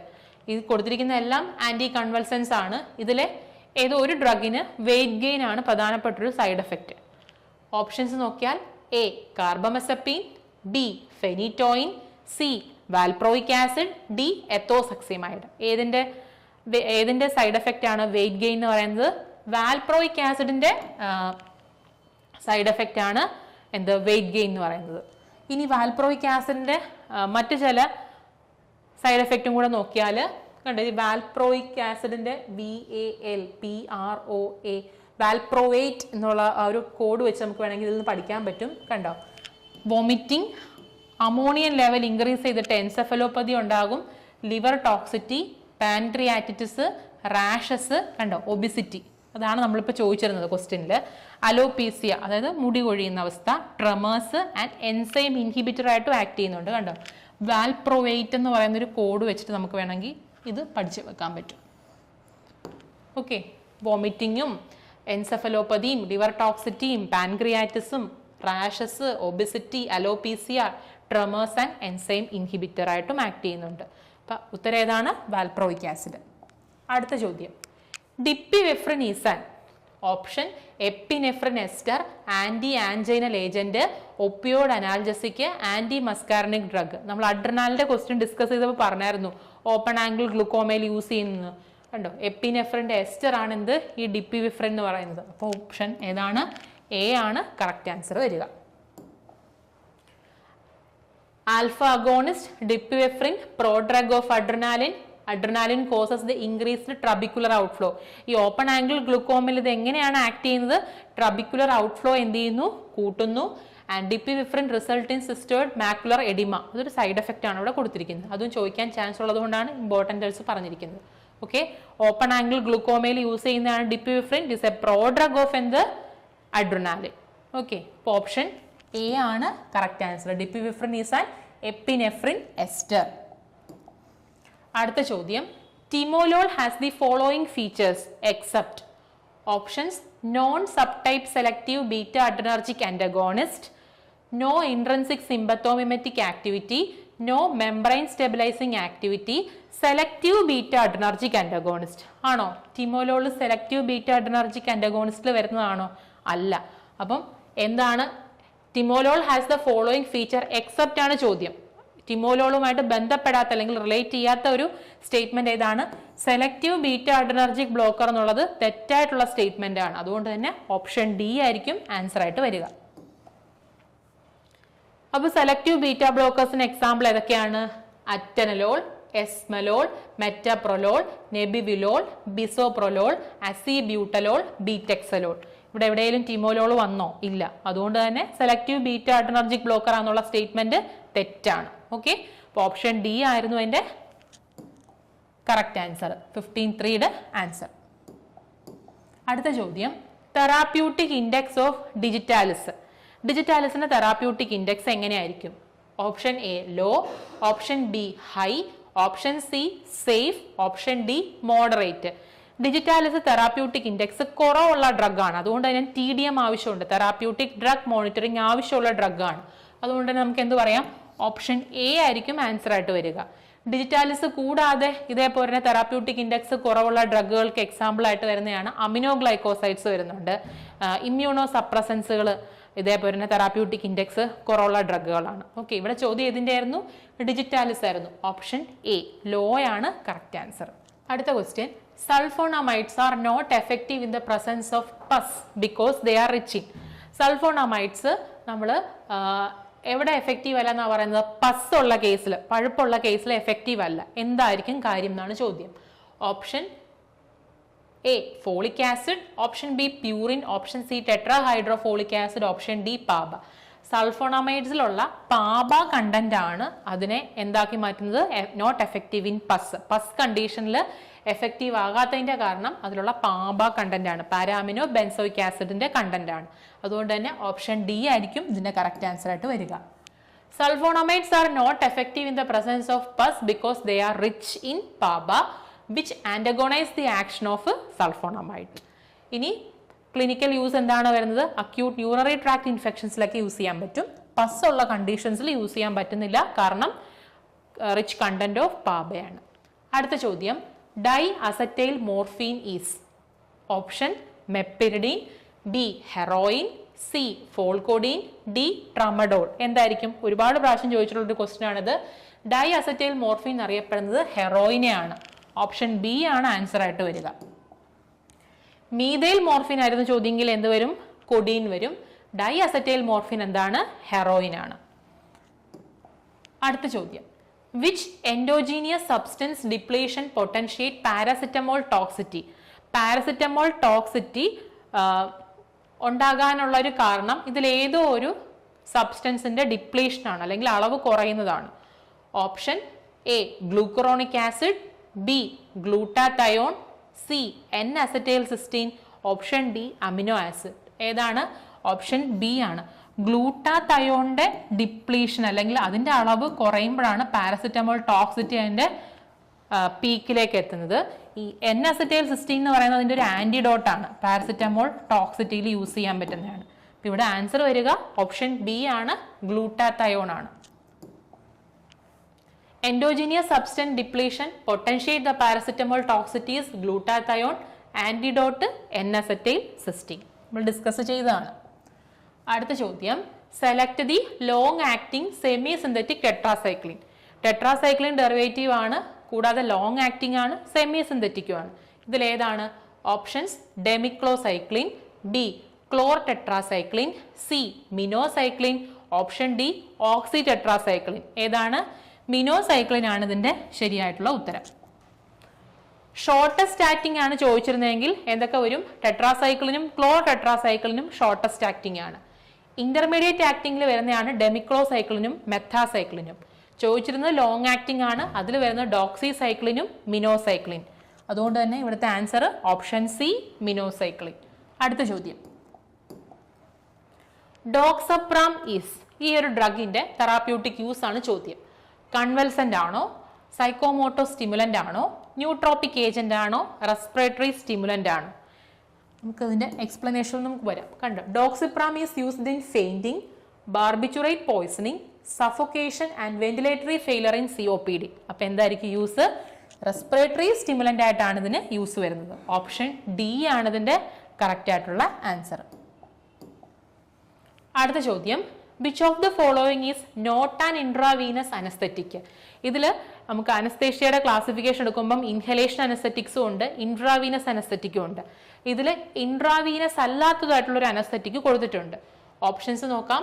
സെവോഫ്ലൂറൈൻ, fospropofol, fentanyl and ketamine. ഏതായിരിക്കും? ഇൻട്രാവീനസ് അനസ്തെറ്റിക്സിൽ ഇൻഡ്യൂസിങ് ഏജൻസ് ഉണ്ട്, സ്ലോ ആക്ടിംഗ് ഉണ്ട്, ഡിസോസിയേറ്റീവ് ഉണ്ട്. ഓക്കെ, ഇൻഡ്യൂസിങ് ഏജൻസിൽ വരുന്നതാണ് thiopentone, sodium, propofol, methohexitone, etomidate ഒക്കെ. പിന്നെ സ്ലോ ആക്ടിംഗിൽ ഡിസോസിയേറ്റീവ് അനസ്തെറ്റിക്സിൽ കീറ്റമിൻ, ബെൻസോഡയസെപ്പിൻ ഡെറിവേറ്റീവിൽ ഡയസിപ്പാം, ഒപ്പിയോഡ് അനാൽജസിക്സിൽ ഫെന്റനൈൽ. ഇതിലൊന്നും സെവോഫ്ലൂറൈൻ വരുന്നില്ല അല്ലെ? സെവോഫ്ലൂറൈൻ അപ്പൊ എന്താണ്? ഇൻഹലേഷൻ അനസ്തെറ്റിക് ആണ്. അതുകൊണ്ട് തന്നെ ഓപ്ഷൻ എ ആണ് ഇവിടുത്തെ കറക്റ്റ് ആയിട്ട് ആൻസർ വരുന്നത്. ഇൻട്രാവീനസ് അനസ്തെറ്റിക്സിന്റെ ക്ലാസിഫിക്കേഷൻ നമ്മൾ അപ്പുറത്ത് കൊടുത്തിരുന്നത്. അവിടെ എവിടെയെങ്കിലും സെവോഫ്ലൂറൈൻ ഉണ്ടോ? ഇല്ല. സെവോഫ്ലൂറൈനും ഐസോഫ്ലൂറൈനൊക്കെ എന്താണ്? ഇൻഹലേഷൻ അനസ്തെറ്റിക്സ് ആണ്. ഓക്കെ, അപ്പം ഏതാണ് ആൻസർ വരിക? Option A, sevoflurane is not an intravenous anaesthetic. അടുത്ത ചോദ്യം, life period of polio vaccine when stored at -20 degree Celsius. -20 degree സെൽഷ്യസിൽ സ്റ്റോർ ചെയ്ത് വെച്ചാൽ പോളിയോ വാക്സിന് എത്ര നാളത്തെ ലൈഫ് പീരീഡ് ഉണ്ട്? Option 12 months, option B 24 months, option C 6 months and option D 3 months. ഏതായിരിക്കും ഉത്തരം? 24 മന്ത്സ് ആണ്. 2 വർഷം വരെ യൂസ് ചെയ്യാൻ പറ്റും -20 ഡിഗ്രി സെൽഷ്യസിൽ യൂസ് ചെയ്താൽ. ഇനി 4 ഡിഗ്രി സെൽഷ്യസിലാണ് 3 മാസം ഉപയോഗിക്കാൻ പറ്റും. 0 ഡിഗ്രി സെൽഷ്യസിൽ സ്റ്റോർ ചെയ്താൽ 6 മന്ത്സും യൂസ് ചെയ്യാൻ പറ്റും. ഇതും കൂടെ ഒന്ന് ഓർത്ത് വെച്ചോ. ഈ പ്രാവശ്യം ചോദിച്ചത് 24 മന്ത്സ് ആണ്. സോറി, -20 ഡിഗ്രി സെൽഷ്യസ് ആയിരുന്നു ചോദ്യം. അങ്ങനെയെങ്കിൽ 24 മന്ത്സ് യൂസ് ചെയ്യാൻ പറ്റും.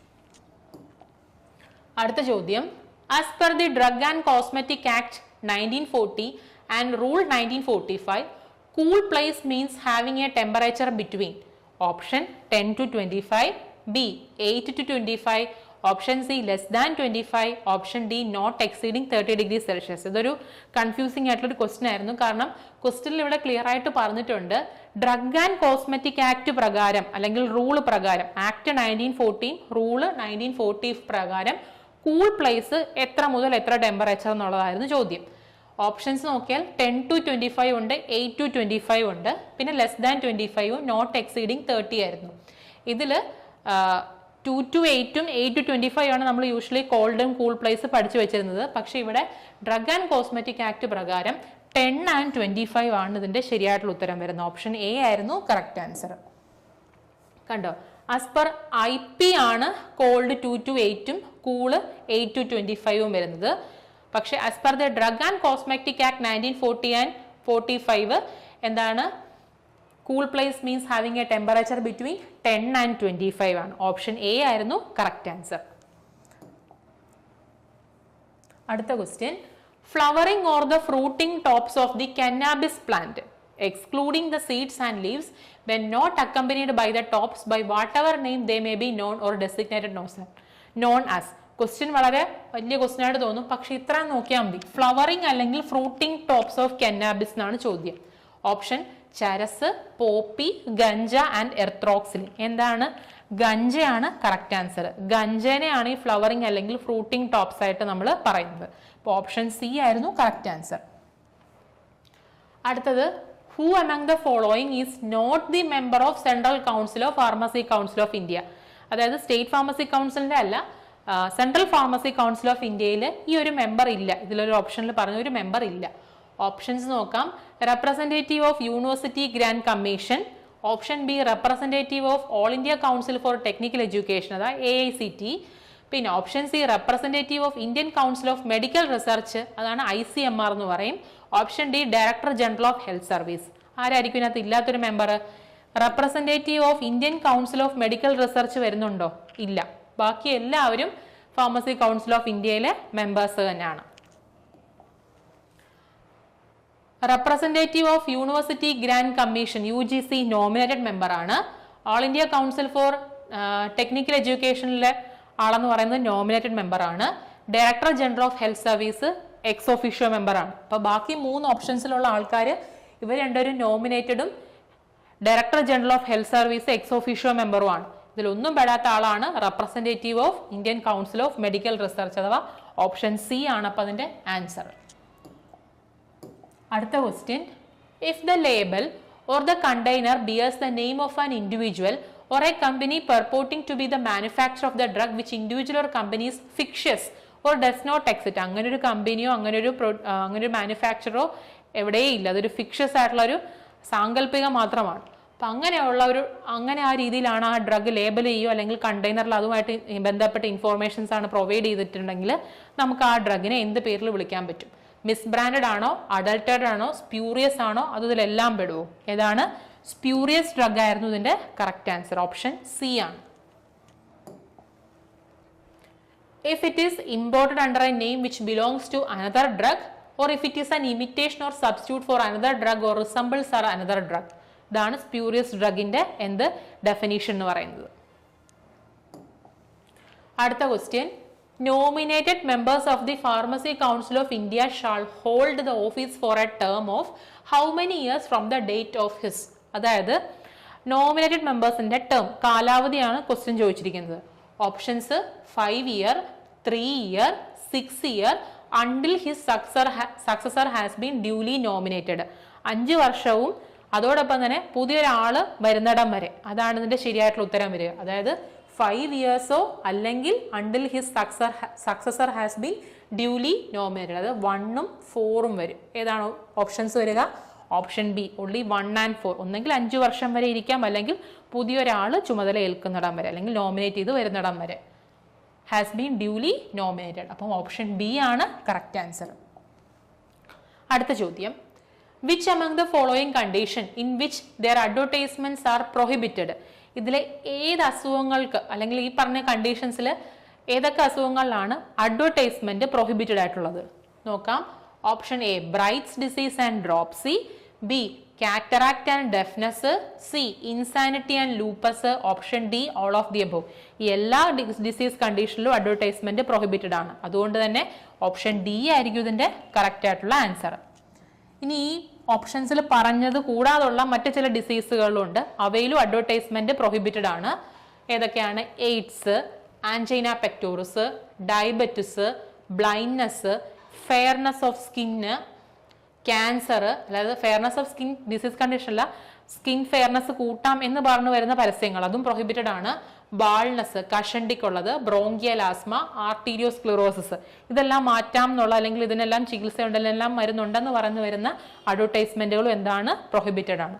അപ്പൊ ഇതിന്റെ ആൻസർ എന്ത് വരും? Option D. ഇൻസാനിറ്റിയിലും lupus, cataract, deafness, Bright's disease, dropsy, ഈ കണ്ടീഷൻസിലൊക്കെ അഡ്വർടൈസ്മെന്റ് എന്താണ്? പ്രൊഹിബിറ്റഡ് ആണ്.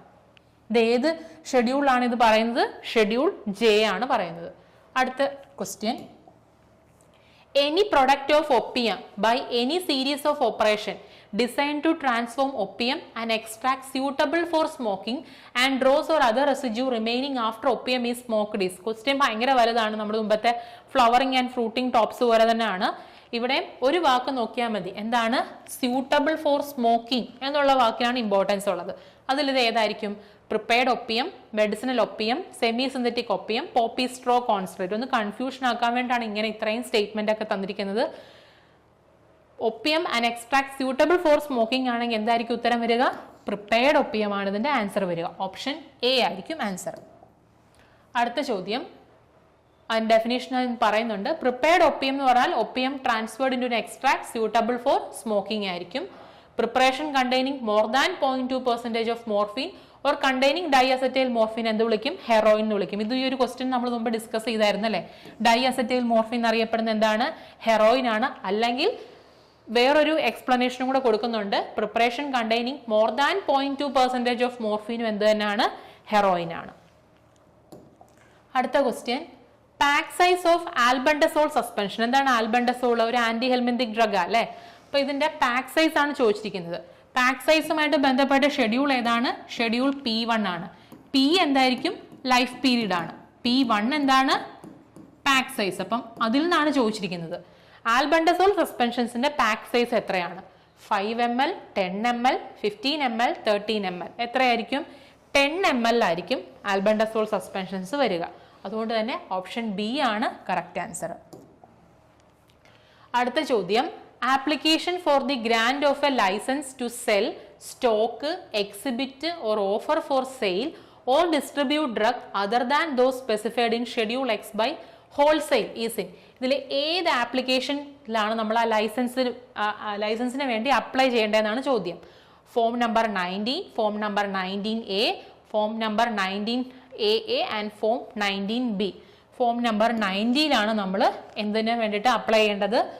Application for the grant of a licence to sell, stock or exhibit or offer for sale or distribute drug other than those specified in schedule X എന്ന് പറയുന്ന form number 19 ആണ്. അടുത്ത question, upsurge in the price for goods and service is called. ഇതിൽ എന്ത് term ആണ് നമ്മൾ upsurge in പ്രൈസിന് വിളിക്കുന്നത്? Inflation, deflation, depression, reflation. ഏതായിരിക്കും? ഇൻഫ്ലേഷൻ ആയിരിക്കും ഇതിന്റെ കറക്റ്റ് ആൻസർ. അപ്സർജ് അല്ലേ, അപ്പം ഇൻഫ്ലേഷൻ വരും.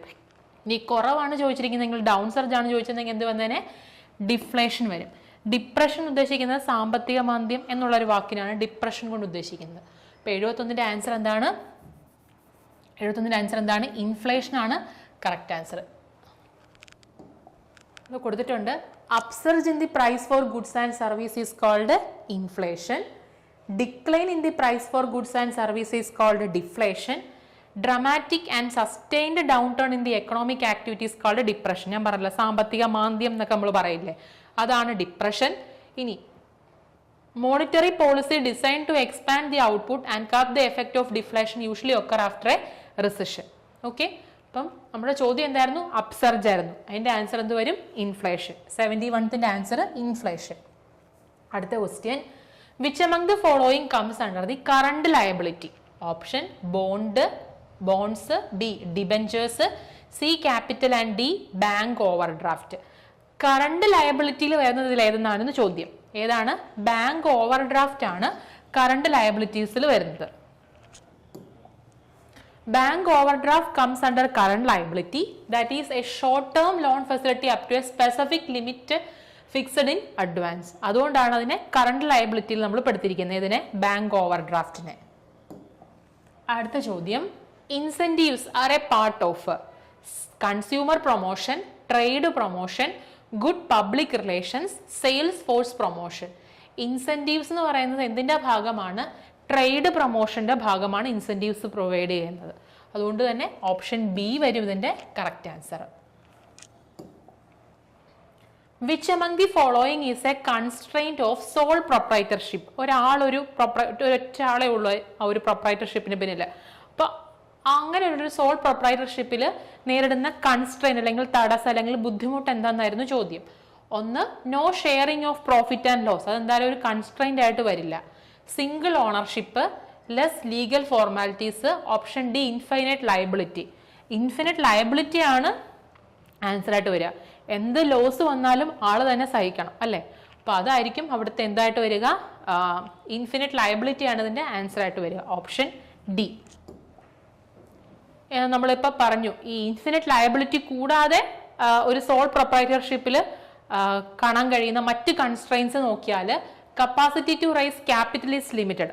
അതായത് നമുക്ക് ഉയർത്താവുന്ന ഒരു ക്യാപിറ്റൽ, ഒരു മൂലധനം എന്ന് പറയുന്ന ഒരു പരിധിയുണ്ട്, ഒരാളല്ലേ ഉള്ളൂ. അപ്പൊ അതൊരു കൺസ്ട്രെയിന്റ് ആണ്. ഹാർഡ് ടു ടേക്ക് ഹോളിഡേയ്സ്, ഒരാളല്ലേ ഉള്ളൂ, അപ്പോൾ ഹോളിഡേയ്സ് എടുക്കാൻ ഹാർഡായിരിക്കും. Taxless a single person the life of the business is limited. ഒരാൾ കഴിഞ്ഞാൽ പിന്നെ ആ ബിസിനസിന്റെ ഭാവി എന്ന് പറയുന്നത് അറിയാൻ പാടില്ല. പിന്നെ retaining high calibre employees can be a difficult, അതും ഒരു കൺസ്ട്രെയിന്റ് ആയിട്ട് വരുന്നുണ്ട്. അപ്പൊ ഇവിടുത്തെ ഉത്തരം എന്തായിരുന്നു? ഓപ്ഷൻ ഡി ആണ്. ഇൻഫിനിറ്റ് ലയബിലിറ്റി ആണ് ഒരു സോൾ പ്രൊപ്രൈറ്റർഷിപ്പിന്റെ കൺസ്ട്രെയിന്റ് എന്ന് പറയുന്നത്. അടുത്ത ചോദ്യം, request indicators refers to option lead time, delivery time, reorder level and consumption level. ഏതായിരിക്കും? നമ്മൾ റിക്വസ്റ്റ് ഇൻഡിക്കേറ്റർ ഇടുന്നത് എപ്പോൾ വരുമ്പോഴാണ്? റീ ഓർഡർ ലെവൽ എത്താകുമ്പോഴാണ് നമ്മൾ എന്ത് ചെയ്യുന്നത്? റിക്വസ്റ്റ് ഇൻഡിക്കേറ്റേഴ്സ് റെഫർ ചെയ്യുന്നത്. അതായത് പിന്നെ എന്ത് ചെയ്യും? ഈ റീ ഓർഡർ ലെവൽ ആ സമയം കഴിഞ്ഞു പോയിട്ടും നമ്മളത് റിക്വസ്റ്റ് കൊടുത്തില്ലെങ്കിൽ പിന്നെ അത് എന്ത് ചെയ്യും? മിനിമം ഓർഡർ ലെവലും കഴിഞ്ഞിട്ട് അത് ഡേഞ്ചർ ലെവലിലോട്ട് പോകാൻ ചാൻസ് ഉണ്ട്. അതുകൊണ്ട് തന്നെ റിക്വസ്റ്റ് ഇൻഡിക്കേറ്റർ ഏത് ലെവലിനെ സൂചിപ്പിക്കുന്നു? റീ ഓർഡർ ലെവലിനെ സൂചിപ്പിക്കുന്ന ടേം ആണ്. ഓപ്ഷൻ സി ആണ് കറക്റ്റ് ആൻസർ. അടുത്ത ചോദ്യം, the term capital refers to. ഇതിലെ ക്യാപിറ്റലുമായിട്ട് ബന്ധപ്പെടുത്തുന്ന ഒരു ഇക്വേഷൻ ഉണ്ട്. ഏതെന്നാണ് ചോദ്യം. Option asset minus liability, B asset minus credit, C asset minus debenture, asset minus merchandise. നോക്കിക്കേ, അസറ്റ് എന്ന് പറയുന്നത് എന്തൊക്കെ ചേരുന്നതാണ്? ക്യാപിറ്റലും ലയബിലിറ്റിയും കൂടെ ചേരുന്നതാണ് അസറ്റ് എന്ന് പറയുന്നത്. നമ്മളോട് ചോദിച്ചിരുന്ന ചോദ്യം ക്യാപിറ്റൽ എന്തെന്നാണ് ചോദ്യം. ഇപ്പൊ ക്യാപിറ്റൽ എന്ന് പറയുന്നത് എന്തായിരിക്കും? അസറ്റ് മൈനസ് ലയബിലിറ്റി ആണ്. അത് വരുന്ന ഓപ്ഷനകത്ത് ഏതാണ്? ഓപ്ഷൻ എ ആണ്. ഓക്കെ, അപ്പം 76ന്റെ ആൻസർ എന്താണ്? Option A. അടുത്ത question, aisle interpreter is a part of market research, sales promotion, consumer protection, pharmaceutical care.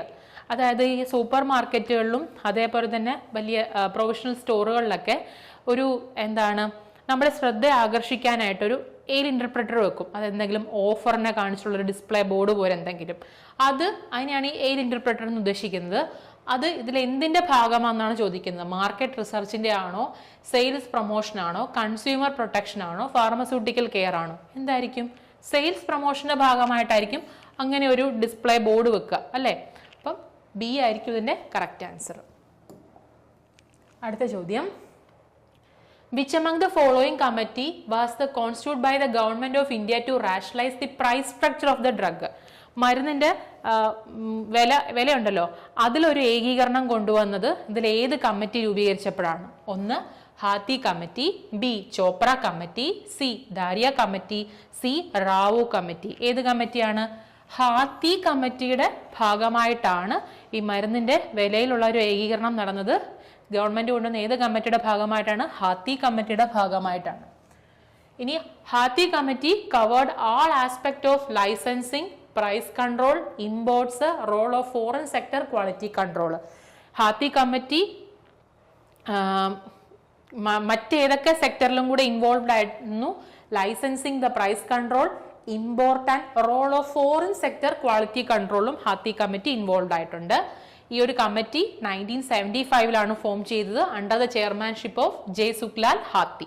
അതാണ് അങ്ങനെ ഹാത്തി കമ്മിറ്റി എന്ന് പേര് വന്നത്. ഓക്കെ, അപ്പോൾ ഓപ്ഷൻ എ ആയിരുന്നു ഇതിന്റെ കറക്റ്റ് ആൻസർ. ഈ ഒരു കമ്മിറ്റിയാണ് എന്ത് റാഷണലൈസ് ചെയ്തത്? To rationalise the price structure of the drug. അടുത്ത ചോദ്യം, when a given event affect both revenue and expense, the effect on each should be recognized in a same period is a part of. ഇത് അക്കൗണ്ടിങ്സിലെ ഒരു കൺസെപ്റ്റിൽ നിന്നായിരുന്നു ചോദ്യം വന്നിരുന്നത്. Options നോക്കിയാൽ consistency concept ഉണ്ട്, accrual concept, matching concept and conservatism concept. നമ്മളോട് ചോദിച്ചിരുന്നത് റവന്യൂവും എക്സ്പെൻസും same പീരീഡിൽ തന്നെ റെക്കഗ്നൈസ് ചെയ്യുന്നതിനെ ഏത് കൺസെപ്റ്റിൽ പെടുത്തും എന്നുള്ളതാണ്.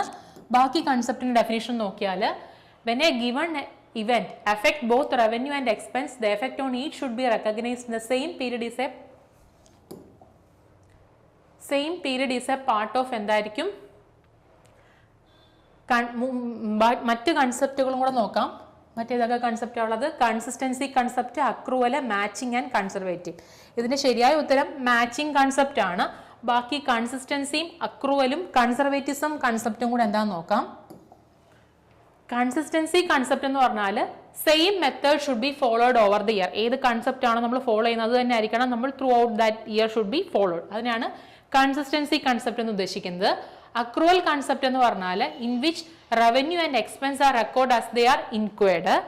അടുത്തത് കൺസർവേറ്റിസം കൺസെപ്റ്റ് കൊണ്ട് ഉദ്ദേശിക്കുന്നത് business should be conservatism when reporting its revenue അതോടൊപ്പം തന്നെ എക്സ്പെൻസും നമ്മൾ റിപ്പോർട്ട് ചെയ്യുന്നത് എന്തായിരിക്കണം? കൺസർവേറ്റിസം ആയിരിക്കണം എന്നുള്ളതാണ് ആ കൺസെപ്റ്റ്. നമ്മുടെ ചോദ്യം എന്തായിരുന്നു? റവന്യൂവും എക്സ്പെൻസും എഫക്ട് ചെയ്യുന്നത് ഒരേ സെയിം പീരീഡിന് തന്നെയാണെങ്കിൽ അത് എന്തിൽ വരും? മാച്ചിങ് കൺസെപ്റ്റിൽ വരും. ഇത് കൂടാതെ വേറെ കുറെ കൺസെപ്റ്റുകളും കൂടെ ഉണ്ട്. നമ്മൾ ഓപ്ഷൻസിൽ പറഞ്ഞിരിക്കുന്ന കൺസെപ്റ്റുകളാണ് നമ്മൾ എന്ത് ചെയ്തിരിക്കുന്നത്? ഡിഫൈൻ ചെയ്തിരിക്കുന്നത്. ഓപ്ഷൻ സി ആയിരുന്നു ഇതിന്റെ ശരിയായിട്ടുള്ള ഉത്തരം. അടുത്ത ചോദ്യം, salary of A staff is entered in which among the following account. ഇതിൽ പറഞ്ഞിരിക്കുന്ന ഏത് അക്കൗണ്ടിലായിരിക്കും ഒരു സ്റ്റാഫിന്റെ സാലറി നമ്മൾ എന്ത് ചെയ്യുന്നത്? എൻറ്റർ ചെയ്യുന്നത്. Real account, nominal account, personal account, none of the above. ഏതായിരിക്കും ഉത്തരം? നോമിനൽ അക്കൗണ്ട് ആണ് ശരിയായിട്ടുള്ള ഉത്തരം. നോമിനൽ അക്കൗണ്ട് എന്ന് പറഞ്ഞാൽ the account related to an associate with loss, expense, income or gain. ഇതിന് സാലറി അക്കൗണ്ട് കൂടാതുള്ള നോമിനൽ അക്കൗണ്ട്സിൽ വരുന്ന മറ്റ് എക്സാമ്പിളും കൂടെ നോക്കിയാൽ purchase account, sales account, salary account and commission account etcetera. അപ്പോൾ അതുമൊക്കെ ചിലപ്പോൾ എക്സാംസിനും ചോദിക്കാൻ ചാൻസ് ഉണ്ട്. അതുകൊണ്ടാണ് മറ്റ് എക്സാമ്പിളും കൂടി ഇൻക്ലൂഡ് ചെയ്തിരിക്കുന്നത്. അപ്പോൾ സാലറി ഓഫ് എ സ്റ്റാഫ് എന്ന് പറയുന്നത് എന്തിൽ പെടുന്നതാണ്? B, nominal അക്കൗണ്ട്സിൽ പെടുന്നതാണ്. അടുത്ത ചോദ്യം, which among the following is not a primary source of information? ഈ ഡ്രഗ് ഇൻഫോർമേഷൻ പ്രൊവൈഡ് ചെയ്യുന്നത് 3 സോഴ്സുകളുടെ സഹായത്തോടു കൂടിയാണ്. Primary, secondary and tertiary. ഇതിൽ പ്രൈമറി സോഴ്സ് ഓഫ് ഇൻഫോർമേഷൻ അല്ലാത്തത് ഏതെന്നാണ് ചോദ്യം. A, patent, B, manufacturers data sheet, C, text book, D, scientific journal, publishing, original research. ഈ എയും ബിയും സിയും ഒക്കെ പ്രൈമറി ഡേറ്റാസിൽ വരുന്നതാണ്. അതേസമയം ടെക്സ്റ്റ് ബുക്കുകൾ എന്ന് പറയുന്നത് പ്രൈമറി സോഴ്സിൽ പെടുന്നതല്ല. അതുകൊണ്ട് തന്നെ ഓപ്ഷൻ സി ആണ് ഇതിന്റെ കറക്റ്റ് ആൻസർ. ഇവിടെ എക്സാമ്പിൾ കൊടുത്തിട്ടുണ്ട്. പ്രൈമറി ലിറ്ററേച്ചർ ഇപ്പൊ നമ്മൾ പറഞ്ഞു. നോക്ക്, ടെർഷറി ലിറ്ററേച്ചറിൽ വരുന്നതാണെന്ത്? ടെക്സ്റ്റ് ബുക്കുകൾ. ഓക്കെ, അതുകൊണ്ട് തന്നെ ടെക്സ്റ്റ് ബുക്ക് ആണ് ഇവിടുത്തെ ആൻസർ, ഓപ്ഷൻ സി. അടുത്ത ചോദ്യം, inventory control method ABC analysis based on which principle? Pareto principle, principle of supply and demand, principle of scarcity and marginal analysis. ഏതായിരിക്കും? ABC analysis is based on Pareto principle ആണ്. Pareto principle വിളിക്കുന്ന മറ്റൊരു പേരാണ് 80/20 rule എന്നും വിളിക്കുന്നുണ്ട്. കണ്ടോ, Pareto principle is also known as 80/20 rule. എന്താണ് ഈ 80/20 റൂൾ എന്ന് അറിയാമോ? അതായത് for many events roughly 80% of the effect come from the 20% of the cause. അതായത് നമ്മൾ എടുക്കുന്ന 20% എഫർട്ടാണ് നമുക്ക് കിട്ടുന്ന 80% റിസൾട്ട് എന്ന് പറയുന്നത്. ഇപ്പം ഇവിടുത്തെ ഉത്തരം എന്താണ്? പാരേറ്റോ പ്രിൻസിപ്പിൾ ആണ്. നമ്മൾ ABC അനാലിസിസ് എടുക്കുമ്പം ABC എന്നും പറഞ്ഞ് 3ആയിട്ടാണല്ലോ നമ്മൾ ഐറ്റംസിനെ കാറ്റഗറൈസ് ചെയ്യുന്നത്. അതിൽ C ഐറ്റംസ് ഉണ്ട്. അതായത് വില എന്ന് പറയുന്നത് ഭയങ്കര കൂടുതലായിരിക്കും അല്ലെ. 80% അതിൻ്റെ എന്തായിരിക്കും? മെറ്റീരിയൽ കോസ്റ്റ് ആണ്. പക്ഷെ ഇൻവെന്ററി വളരെ കുറവായിരിക്കും. പക്ഷെ അതിൽ നിന്നായിരിക്കും നമുക്ക് കൂടുതൽ എന്ത് കിട്ടാൻ പോകണം? ലാഭം കിട്ടാൻ പോകണം. അതാണ് ഈ 80/20 റൂളിലും പറയുന്നത്. 20% ഓഫ് ദ കോസ് ആണ് 80% റിസൾട്ട് നമുക്ക് എന്ത് ചെയ്യുന്നത്? തരുന്നത്. അതുകൊണ്ട് തന്നെ ABC അനാലിസിസ് നമുക്ക് എന്തുമായിട്ട് റിലേറ്റ് ചെയ്യാൻ പറ്റും? പാരേറ്റോ പ്രിൻസിപ്പിളുമായിട്ട് റിലേറ്റ് ചെയ്യാൻ സാധിക്കുന്നു. So ABC analysis based on Pareto principle. അടുത്ത ചോദ്യം, identify the factors influencing the selection of drugs in A hospital formulary. ഒരു ഹോസ്പിറ്റൽ ഫോർമുലറിലോട്ട് നമ്മൾ മരുന്ന് സെലക്ട് ചെയ്യുമ്പോൾ ഇതിൽ എന്തൊക്കെ ഫാക്ടേഴ്സ് കൺസിഡർ ചെയ്യുന്നുണ്ട്? ഓപ്ഷൻസ് നോക്കിയാൽ എഫിക്കസി ഉണ്ട്, സേഫ്റ്റി, കോസ്റ്റ്, റെസ്ട്രിക്റ്റഡ് യൂസ്. ഈ 4 ഫാക്ടേഴ്സ് നമ്മൾ ഹോസ്പിറ്റൽ ഫോർമുലറിലോട്ടുള്ള മരുന്ന് സെലക്ട് ചെയ്യുമ്പോഴത്തേക്കും കൺസിഡർ ചെയ്യാറുള്ള ഫാക്ടർ ആയതുകൊണ്ട് തന്നെ എന്തൊക്കെ ആയിരിക്കും ആൻസർ ആയിട്ട് വരിക? 1ഉം 2ഉം 3ഉം 4ഉം വരും. അതുകൊണ്ട് തന്നെ ഓപ്ഷൻ സി ആണ് കറക്റ്റ് ആൻസർ. അടുത്ത ചോദ്യം, ഇത് സ്ഥിരമായിട്ട് റിപ്പീറ്റഡ് ആയിട്ട് ചോദിക്കുന്ന ചോദ്യമാണ് ഈ ലീഡ് ടൈമിന്റെ ഡെഫിനേഷൻ. എന്താണെന്ന് നോക്കൂ. Average time duration between placing the order and receipt of an item is known as. അങ്ങനെ ചോദിച്ചിരിക്കുകയാണ്, ഡെഫിനേഷൻ വൈസ് ആയിട്ട് തന്നെ ചോദിച്ചിരിക്കുകയാണ്. Incubation period, usance period, shelf life, lead time. എന്തായിരിക്കും? കൺഫ്യൂഷൻ വേണ്ട, ലീഡ് ടൈം ആണ് ഇതിന്റെ ശരിയായിട്ടുള്ള ഉത്തരം. ലീഡ് ടൈം എന്ന് പറഞ്ഞാൽ procurement time plus manufacturing time plus shipping time ആണ്. Lead time is one of the most essential aspect of inventory management. അല്ലെ, ഇൻവെന്ററി മാനേജ്മെന്റിൽ ഒരു പ്രധാനപ്പെട്ട ഒരു ഫാക്ടറാണ്, ഒരു ആസ്പെക്ട് ആണ് ഈ ലീഡ് ടൈം എന്ന് പറയുന്നത്. അതായത് ശരിയായ ടൈമിൽ നമ്മൾ എന്ത് ചെയ്യണം? മരുന്ന് വീണ്ടും റീഓർഡർ ചെയ്യേണ്ടത് കൊടുക്കുക, അത് കിട്ടാൻ വേണ്ടുന്ന ടൈം, അതാണ് ലീഡ് ടൈം ഉദ്ദേശിക്കുന്നത്. Because it ensure your calculations are carefully made to avoid period where orders cannot be fulfilled due to a lack of stock or raw materials. അതായത് ഒരിക്കലും നമ്മുടെ കയ്യിൽ ആ ഒരു സ്റ്റോക്ക് തീർന്നു പോകേണ്ട ഒരു അവസ്ഥയിലോട്ട് പോകരുത്. അപ്പൊ അതിനു മുമ്പ് നമ്മൾ എന്ത് ചെയ്യണം? കറക്റ്റ് ടൈമിൽ എന്ത് ചെയ്യണം? മരുന്ന് പ്ലേസ് ചെയ്യണം. അതാണ് ലീഡ് ടൈം, വളരെ ഇമ്പോർട്ടന്റ് ആണ്. അടുത്ത question, surgical instrument with a long handle and angulated blade not having ratchet and is used for picking sterile instruments and swab at the time of surgery. സർജറിയുടെ സമയത്ത് സ്വാബും sterile ഇൻസ്ട്രുമെന്റും പിക്ക് ചെയ്യാൻ ഉപയോഗിക്കുന്ന ഒരു instrument ഇതിൽ കൊടുത്തിട്ടുണ്ട്. ഒന്ന് sponge holding forceps, B Cheatle's forceps, C haemostatic forceps, D Allis forceps. ഇതിൽ ഈ swab എന്ന് കാണുമ്പോഴേ ചിലപ്പം സ്പോഞ്ച് ഹോൾഡിംഗ് ഫോർസെപ്സ് ഓപ്ഷൻസിലോട്ട് പോകും. പക്ഷെ ഇതിൽ എന്തൊന്നില്ല, നോട്ട് ഹാവിങ് റാഷറ്റ് എന്ന് പറയുന്നുണ്ട്. അതുകൊണ്ട് തന്നെ ഇതിന്റെ ഉത്തരം ചീറ്റിൽ ഫോർസെപ്സ് ആണ്. ഓപ്ഷൻ ബി ആണ് കറക്റ്റ് ആൻസർ. ഈ അലീസ് ടിഷ്യൂ ഫോർസെപ്സ് അല്ലെങ്കിൽ അലീസ് ക്ലാമ്പ് എന്ന് പറയുന്നത് ഓപ്ഷൻ ഡിയിൽ കൊടുത്തിരിക്കുന്നുണ്ടല്ലോ, അലീസ് ഫോർസെപ്സ് എന്ന് പറയുന്നത്, അതിന്റെ യൂസ് എന്താന്ന് നോക്കിയേ. This is a forcep with sharp teeth used to hold heavy tissues. ഇനി ഹീമോസ്റ്റാറ്റിക് ഫോർസെപ്സ് ഒരു പ്രീവിയസ് ക്വസ്റ്റ്യൻ പേപ്പറിൽ ചോദിച്ചിട്ടുള്ളതാണ്. That is used in surgical procedures usually to control the bleeding or the flow of liquids in tubing. ഇത് ചോദിച്ചിട്ടുള്ളതാണ് ഹീമോസ്റ്റാറ്റിക് forceps. ഈ പ്രാവശ്യം ചോദിച്ചത് എന്താണ്? സ്വാബും സർജിക്കൽ ഇൻസ്ട്രുമെന്റും ഹോൾഡ് ചെയ്യാൻ ഉപയോഗിക്കുന്നു, പക്ഷെ ഒരു കണ്ടീഷനും കൂടെ പറഞ്ഞിട്ടുണ്ടായിരുന്നു, നോട്ട് ഹാവിങ് റാഷറ്റ്. അപ്പൊ ഉത്തരം എന്താണ്? ചീറ്റിൽ ഫോർസെപ്സ് ആണ്. അടുത്ത ചോദ്യം, all inpatient drugs are dispensed in unit dose. Question ഭയങ്കര വലുതായിട്ട് തോന്നും, പക്ഷെ സിമ്പിൾ ആണ്. നമുക്ക് കാര്യം അറിഞ്ഞിരുന്നാൽ ഉത്തരത്തിലോട്ട് പോകാൻ വളരെ എളുപ്പമാണ്. All inpatient drugs are dispensed in unit dose and all the drugs are stored in main pharmacy. ഇവിടെയാണ് നമ്മുടെ ആ point. All the drugs are stored in main pharmacy and dispensed at the time the dose is due to be given to the patient. The system is main ഒരു store ഉണ്ട്, pharmacy ഉണ്ട്, അവിടെയാണ് മരുന്നുകളെല്ലാം സൂക്ഷിച്ചിരിക്കുന്നത്. എപ്പോഴാണ് time വരുമ്പോൾ ആളുകൾ ഇത് dispense ചെയ്യുന്നു. ഇത് ഏത് കാറ്റഗറിയിൽ വരും? Decentralised unit dose dispensing, complete floor stock system, centralised unit dose dispensing, non charge floor stock system. എല്ലാ മരുന്നുകളും സ്റ്റോർ ചെയ്തിരിക്കുന്ന മെയിൻ ഫാർമസിയിലാന്ന് പറഞ്ഞു. അപ്പൊ എന്തായാലും ഇത് രണ്ടെണ്ണം വരത്തില്ല എന്ന് ഉറപ്പാണ്, അല്ലെ? കാരണം ഫ്ലോർ സ്റ്റോക്ക് സിസ്റ്റത്തിൽ വരുന്നതാണ് ചാർജും non charge floor stock system. അപ്പൊ അത് രണ്ടും എന്തായാലും വരില്ല. പിന്നെ കൺഫ്യൂഷൻ വരുന്നത് സെൻട്രലൈസ്ഡ് ആണോ ഡീസെൻട്രലൈസ്ഡ് ആണോ എന്ന്. നമ്മൾ പഠിച്ചിട്ടുണ്ട് ഡീസെൻട്രലൈസ്ഡിനകത്ത് എന്താണ്, ഫാർമസികൾ എങ്ങനെയാണ് ആക്ട് ചെയ്യുന്നത്? ത്രൂ സാറ്റലൈറ്റ് ഫാർമസികളുടെ വഴിയാണ്, അല്ലെ? ത്രൂ സാറ്റലൈറ്റ് ഫാർമസി വഴിയാണ് decentralised unit dose dispensing act ചെയ്യുന്നത്. ഇവിടെ പക്ഷെ പറയുന്നുണ്ട് സാറ്റലൈറ്റ് ഫാർമസികൾ ഉണ്ടെന്ന് പറയുന്നുണ്ടോ? ഇല്ല.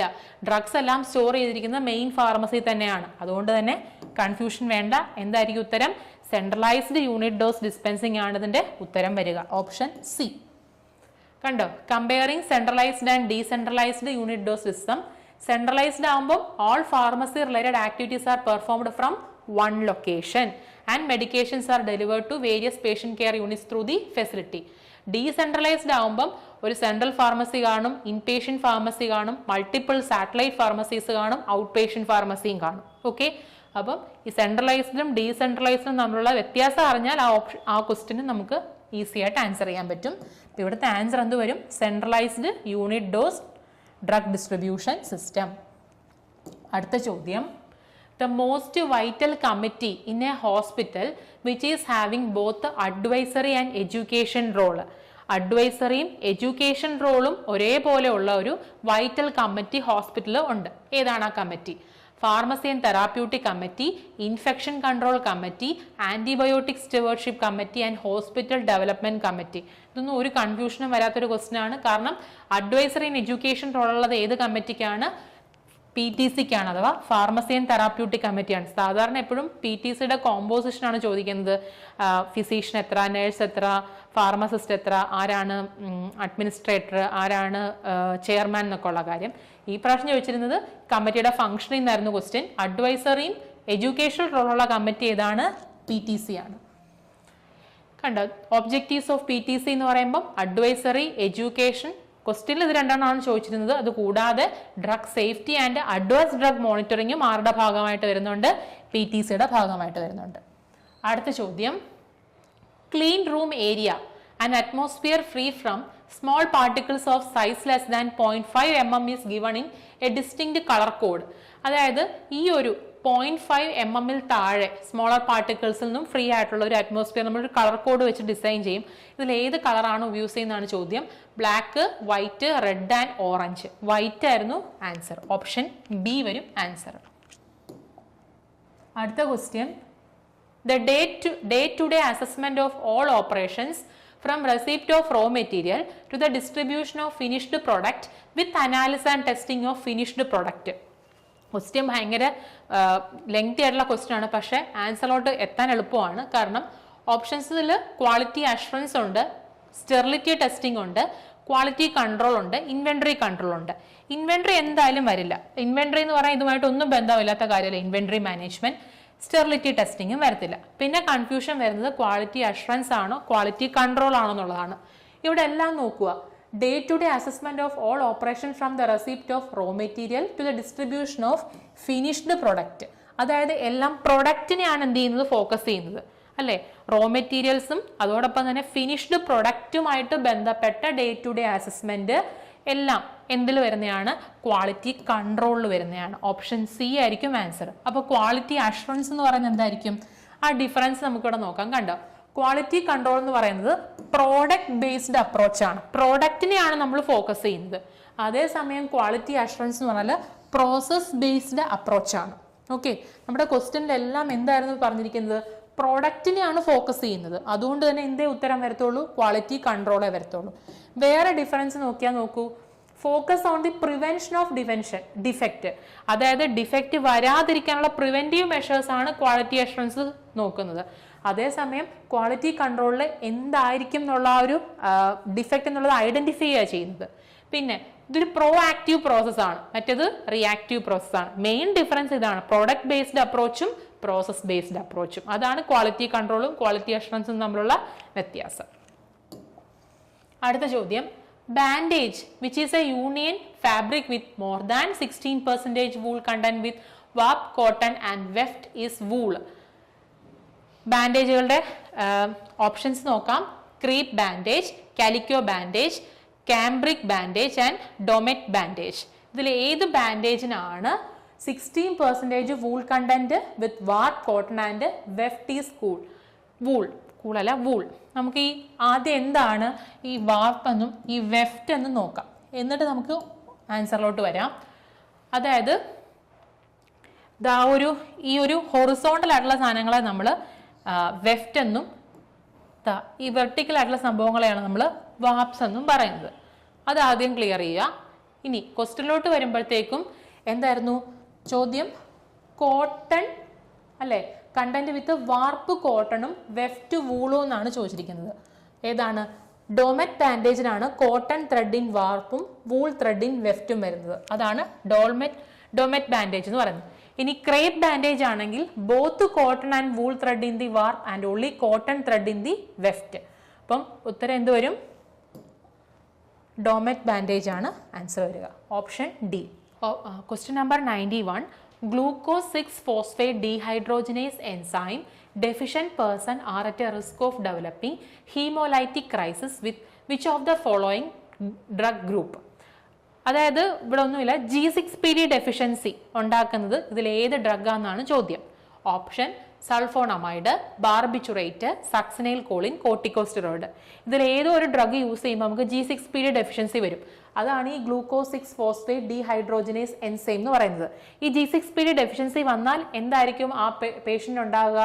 ഹീമോലൈറ്റിക് ക്രൈസിസ് അല്ലെങ്കിൽ ഹീമോലൈറ്റിക് അനീമിയ ഡെവലപ്പ് ചെയ്യാനുള്ള ചാൻസ് ഉണ്ട്. ഏത് ഡ്രഗിനായിരിക്കും G6PD ഡെഫിഷ്യൻസി ഉണ്ടാക്കാനുള്ള ഒരു എഫക്റ്റ് ഉള്ളത്? സൾഫോണമൈഡ്സ് ആണ്. ഓപ്ഷൻ എ ആണ് ആൻസർ വരിക. ഇനി G6PD ഡെഫിഷ്യൻസി ഉണ്ടാക്കുന്ന മറ്റു ചില ഡ്രഗ്സ് നോക്കുകയാണെങ്കിൽ സൾഫോണമൈഡ് കൂടാതെ ആസ്പിരിൻ ഉണ്ട്, NSAIDs, dapsone anti leprotic drug, isoniazid anti tubercular drug, primaquine anti malarial ഡ്രഗിനും G6PD ഡെഫിഷ്യൻസിയുടെ എഫക്റ്റ് ഉണ്ട്. അടുത്ത ചോദ്യം, in rheumatoid arthritis hypertrophy of the synovium due to the sustained inflammation leads to the formation of a structure which spread over the joint surface causing erosive destruction of cartilage and bone. Question ഭയങ്കര lengthy അല്ലേ. ഇത് rheumatoid arthritis ഉണ്ടാകുന്ന പേഷ്യന്റിൽ ഉണ്ടാകുന്ന ചില pathological കണ്ടീഷനാണ് ഈ ക്വസ്റ്റ്യനിൽ പറഞ്ഞിരിക്കുന്നത്. അതായത് റുമറ്റോയ്ഡ് ആർത്രൈറ്റിസ് ഉണ്ടാകുന്ന പേഷ്യന്റിൽ സൈനോവിയം ജോയിന്റിന് എന്തുണ്ടാകും, ഹൈപ്പർട്രോഫി ഉണ്ടാകും. അതുവഴി സസ്റ്റെയിൻഡ് ആയിട്ടുള്ള ഒരു ഇൻഫ്ലമേഷൻ അവരിൽ ഉണ്ടാകുന്നു. ഇതുവഴി ഈ പറഞ്ഞതിൽ ഏതോ ഒരു സ്ട്രക്ചർ അവരുടെ ബോഡിയിൽ ഫോം ചെയ്യുന്നു. അത് പിന്നീട് മൊത്തം സ്പ്രെഡ് ചെയ്യുന്നു. അത് കാരണം എന്തുണ്ടാകുന്നു, കാർട്ടിലേജുകളും ബോണുകളും ഇറോസീവായിട്ട് ഡിസ്ട്രക്ട് ചെയ്യുന്നു. അപ്പൊ എന്താണെന്നാണ് ആ ഉണ്ടാകുന്ന ആ ഒരു ഫോർമേഷൻ ഓഫ് എന്തോ ഒരു സ്ട്രക്ചർ ഇവിടെ ഫോം ചെയ്യുന്നുണ്ട്. അത് ഏതെന്നാണ് ചോദ്യം. Option A spur, option B Lewy bodies, option C pannus and option D condyle. Pannus formation ആണ് ഇതിന്റെ കറക്റ്റ് ആൻസർ. ഓപ്ഷൻ സി ആണ്. Pannus formation in the people with rheumatoid arthritis can damage joint, bone and nearby tissues. അതായത് പാനസ് formation വന്നു കഴിഞ്ഞാൽ rheumatoid arthritis ഉള്ള പേഷ്യൻസിന്റെ ജോയിന്റുകൾ, പേശികളും ബോണും അതുപോലെ near by ടിഷ്യൂസും ഒക്കെ എന്താകുന്നു, ഡിസ്ട്രോയ്ഡ് ആകുന്നു. അടുത്ത question, slow acetylators are at an increased risk of developing which ADR? ഈ ADR type A, B, C, D എന്നും പറഞ്ഞ് നമ്മൾ ക്ലാസിഫൈ ചെയ്യുന്നുണ്ട്. അതിൽ സ്ലോ അസറ്റൈലേറ്റേഴ്സ് ഇതിൽ ഏത് ടൈപ്പ് ADRൽ പെടും? Type A, type B, type C and type D. Type A അല്ലെങ്കിൽ നമ്മൾ എന്ത് വിളിക്കും, ഓഗ്മെന്റഡ് ടൈപ്പ് എന്ന് വിളിക്കും. ടൈപ്പ് B അഥവാ ബിസാരി ടൈപ്പ് റിയാക്ഷൻ എന്ന് വിളിക്കും. ടൈപ്പ് C അഥവാ ക്രോണിക് റിയാക്ഷൻ എന്ന് വിളിക്കും. ടൈപ്പ് D അഥവാ ഡിലേഡ് ടൈപ്പ് ആണ്. ഇതിൽ സിയും ഡിയും വരാനുള്ള ചാൻസ് നമുക്ക് മാറ്റാം. എയോ ബിയോ അതിലായിരിക്കും നമുക്ക് കൺഫ്യൂഷൻ വരുന്നത് അല്ലേ. ടൈപ്പ് എ എന്ന് പറഞ്ഞാൽ ഓഗ്മെന്റഡ് മീൻസ് നമുക്ക് ഈ ഒരു റിയാക്ഷൻ വരും എന്നുള്ളതിനെ കുറിച്ച് നമുക്ക് ഒരു ഏകദേശ ധാരണയുണ്ട്. അതാണ് ടൈപ്പ് എ എന്ന് പറയുന്നത്. ടൈപ്പ് ബി എന്ന് പറയുമ്പോൾ എന്താണ്, അൺപ്രഡിക്റ്റബിൾ ആണ്, ബിസാരി റിയാക്ഷൻ ആണ്. ഈ സ്ലോ അസറ്റൈലേറ്റേഴ്സ് ഏതിന്റെ കാറ്റഗറി പെടും? ടൈപ്പ് എ കാറ്റഗറിയിലാണ് പെടുന്നത്. ടൈപ്പ് എ ഓഗ്മെന്റഡ് ആണ്, പ്രഡിക്റ്റബിൾ ആണ്, കാരണം എക്സ്പെക്റ്റഡ് ആണ് അല്ലേ. പിന്നെ ബേസ്ഡ് ഫാർമക്കോളജിക്കൽ പ്രോപ്പർട്ടി, ആ ഡ്രഗിന്റെ ഫാർമക്കോളജിക്കൽ പ്രോപ്പർട്ടി ആണ് അതിന് പിന്നിലുള്ളത്. പിന്നെ മോർ കോമൺ, ഡോസ് റിലേറ്റഡ് ആണ്, അതാണ് ഇവിടുത്തെ പ്രധാനപ്പെട്ട point. And mostly preventable and reversible ആണ്. Includes side effect, secondary effect, toxic effect and consequence of drug withdrawal. അതേസമയം ടൈപ്പ് ബി എന്ന് പറയുമ്പം അൺപ്രഡിക്റ്റബിൾ ആണ്. അത് പേഷ്യന്റിന്റെ പെക്യുലാരിറ്റിയെ ബേസ് ചെയ്തിരിക്കും. Less common, non dose related, more serious, require drug withdrawal. മരുന്ന് നമുക്ക് മരുന്ന് പൂർണ്ണമായിട്ടും വിഡ്രോ ചെയ്യാന്നുള്ളതേ ടൈപ്പ് ബിയിൽ പറ്റത്തുള്ളൂ. ഓക്കെ, പക്ഷേ ഈ സ്ലോ അസറ്റൈലേറ്റേഴ്സിന്റെ കേസിൽ നമുക്ക് മരുന്നിന്റെ ഡോസ് കുറയ്ക്കുക അല്ലെങ്കിൽ അങ്ങനെ നമുക്ക് ചേഞ്ചസ് വരുത്താം. അതുകൊണ്ട് തന്നെ ഏത് റിയാക്ഷനിൽ പെടും? ടൈപ്പ് എയിൽ പെടും. അടുത്ത ചോദ്യം, which of the following is not an ingredient of universal antidote? Simple question ആണ്. Options tannic acid, activated charcoal, C penicillamine, D magnesium oxide. Penicillamine എവിടെയെങ്കിലും നമ്മൾ യൂണിവേഴ്സൽ ആന്റിഡോട്ടിന്റെ കോമ്പോസിഷൻ പറയുമ്പോൾ വരുന്നുണ്ടോ? ഇല്ല. അപ്പൊ അതുകൊണ്ട് തന്നെ ഓപ്ഷൻ സി ആണ് ആൻസർ. ആക്ടിവേറ്റഡ് ചാർക്കോളും ടാനിക് ആസിഡും മഗ്നീഷ്യം ഓക്സൈഡ് ഒക്കെ ഉണ്ട്. ഇനി അതിന്റെ റേഷ്യോയും ചോദിക്കാറുണ്ട്. ആക്ടിവേറ്റഡ് ചാർക്കോൾ 2, ഇത് 1:1, 2:1:1. ആ റേഷ്യോയും ചോദിക്കാറുണ്ട്. ഡി പെൻസിലാമിൻ എന്തായാലും വരുന്നില്ല. കണ്ടോ, universal antidote, it is used in the case of unknown poisoning in the body. It consist of magnesium oxide, activated charcoal and tannic acid. Okay, അപ്പം ഡി പെൻസിലാമിൻ എന്തായാലും യൂണിവേഴ്സൽ ആന്റിഡോട്ടിലെ കണ്ടന്റിൽ വരുന്നതല്ല. അടുത്ത ചോദ്യം, in disease condition high ESR value is observed than normal, reason is? Infection ഉണ്ടെങ്കിൽ നമ്മൾ ESR value എടുത്ത് നോക്കുമ്പോൾ എന്താണ് ESR? എർത്രോസൈറ്റ് സെഡിമെന്റേഷൻ റേറ്റ് വാല്യൂ കൂടുതലായിരിക്കും. അതിന് പിന്നിൽ എന്താണെന്നാണ് ചോദ്യം. Increased glucose level in the blood, increased protein level in the blood, decreased WBC count, decreased glucose level in the blood. ഇൻഫെക്ഷനും ബ്ലഡ് ഗ്ലൂക്കോസുമായിട്ട് ബന്ധമൊന്നുമില്ല. അതുകൊണ്ട് തന്നെ എയും ഡിയും എന്തായാലും വരില്ല. പ്രോട്ടീൻ ലെവൽ കൂടുന്നതാണോ അല്ലെങ്കിൽ WBC കൗണ്ട് കുറയുന്നതാണോ എന്നാണ് പിന്നെ കൺഫ്യൂഷൻ. ഒരു ഇൻഫെക്ഷൻ സമയത്ത് WBC കൗണ്ട് കൂടുകയാണ് ചെയ്യുന്നത്. ഇവിടെ ഡിക്രീസ്ഡ് എന്നാണ് ഓപ്ഷൻ, അപ്പോൾ അതും വരില്ല. പിന്നെ എന്തായിരിക്കും answer? Increased protein level in the blood, അല്ലെ? പ്ലാസ്മ പ്രോട്ടീൻ ലെവൽ കൂടുന്നതാണ് എർത്രോസൈറ്റ് സെഡിമെന്റേഷൻ റേറ്റ് ഹയർ ആകാനുള്ള കാരണം. അതുകൊണ്ട് തന്നെ ഓപ്ഷൻ ബി ആയിരിക്കും ആൻസർ. അടുത്ത question the causative organism of peptic ulcer in susceptible individual is. Peptic അൾസറിന് കാരണമാകുന്ന കോസിറ്റീവ് ഓർഗാനിസം ഏത്? സിമ്പിൾ ആണ് question. Treponema pallidum, Helicobacter pylori, Yersinia pestis and Wuchereria bancrofti. ഏതായിരിക്കും ഉത്തരം? ഹെലിക്കോബാക്ടർ പൈലോറി ആണ്. ട്രിപ്പോനിമ പാലിഡിയം എന്തുണ്ടാക്കുന്നതാണ്? സിഫിലസ് ഉണ്ടാക്കുന്നതാണ്. സെക്ഷൽ ട്രാൻസ്മിറ്റഡ് ഡിസീസായ സിഫിലസ് ഉണ്ടാക്കുന്ന രോഗാണുവാണ്. ഹെലിക്കോബാക്ടർ പൈലോറി ആണ് പെപ്റ്റിക് അൾസർ ഉണ്ടാക്കുന്നത്. എർസീനിയ പെസ്റ്റിസ് പ്ലേഗ് ഉണ്ടാക്കുന്ന രോഗാണുവാണ്. വൂച്ചേറിയ ബാൻക്രോഫ്റ്റി എന്ന് പറയുന്ന ഫിലേറിയാസിന്റെ കോസിറ്റീവ് ഓർഗാനിസം ആണ്. അതുകൊണ്ട് തന്നെ കൺഫ്യൂഷൻ ഒന്നും വേണ്ട. ഓപ്ഷൻ ബി ഹെലിക്കോബാക്ടർ പൈലോറി ആണ് ആൻസർ. അടുത്ത ചോദ്യം, faecal oral route is the mode of transmission of.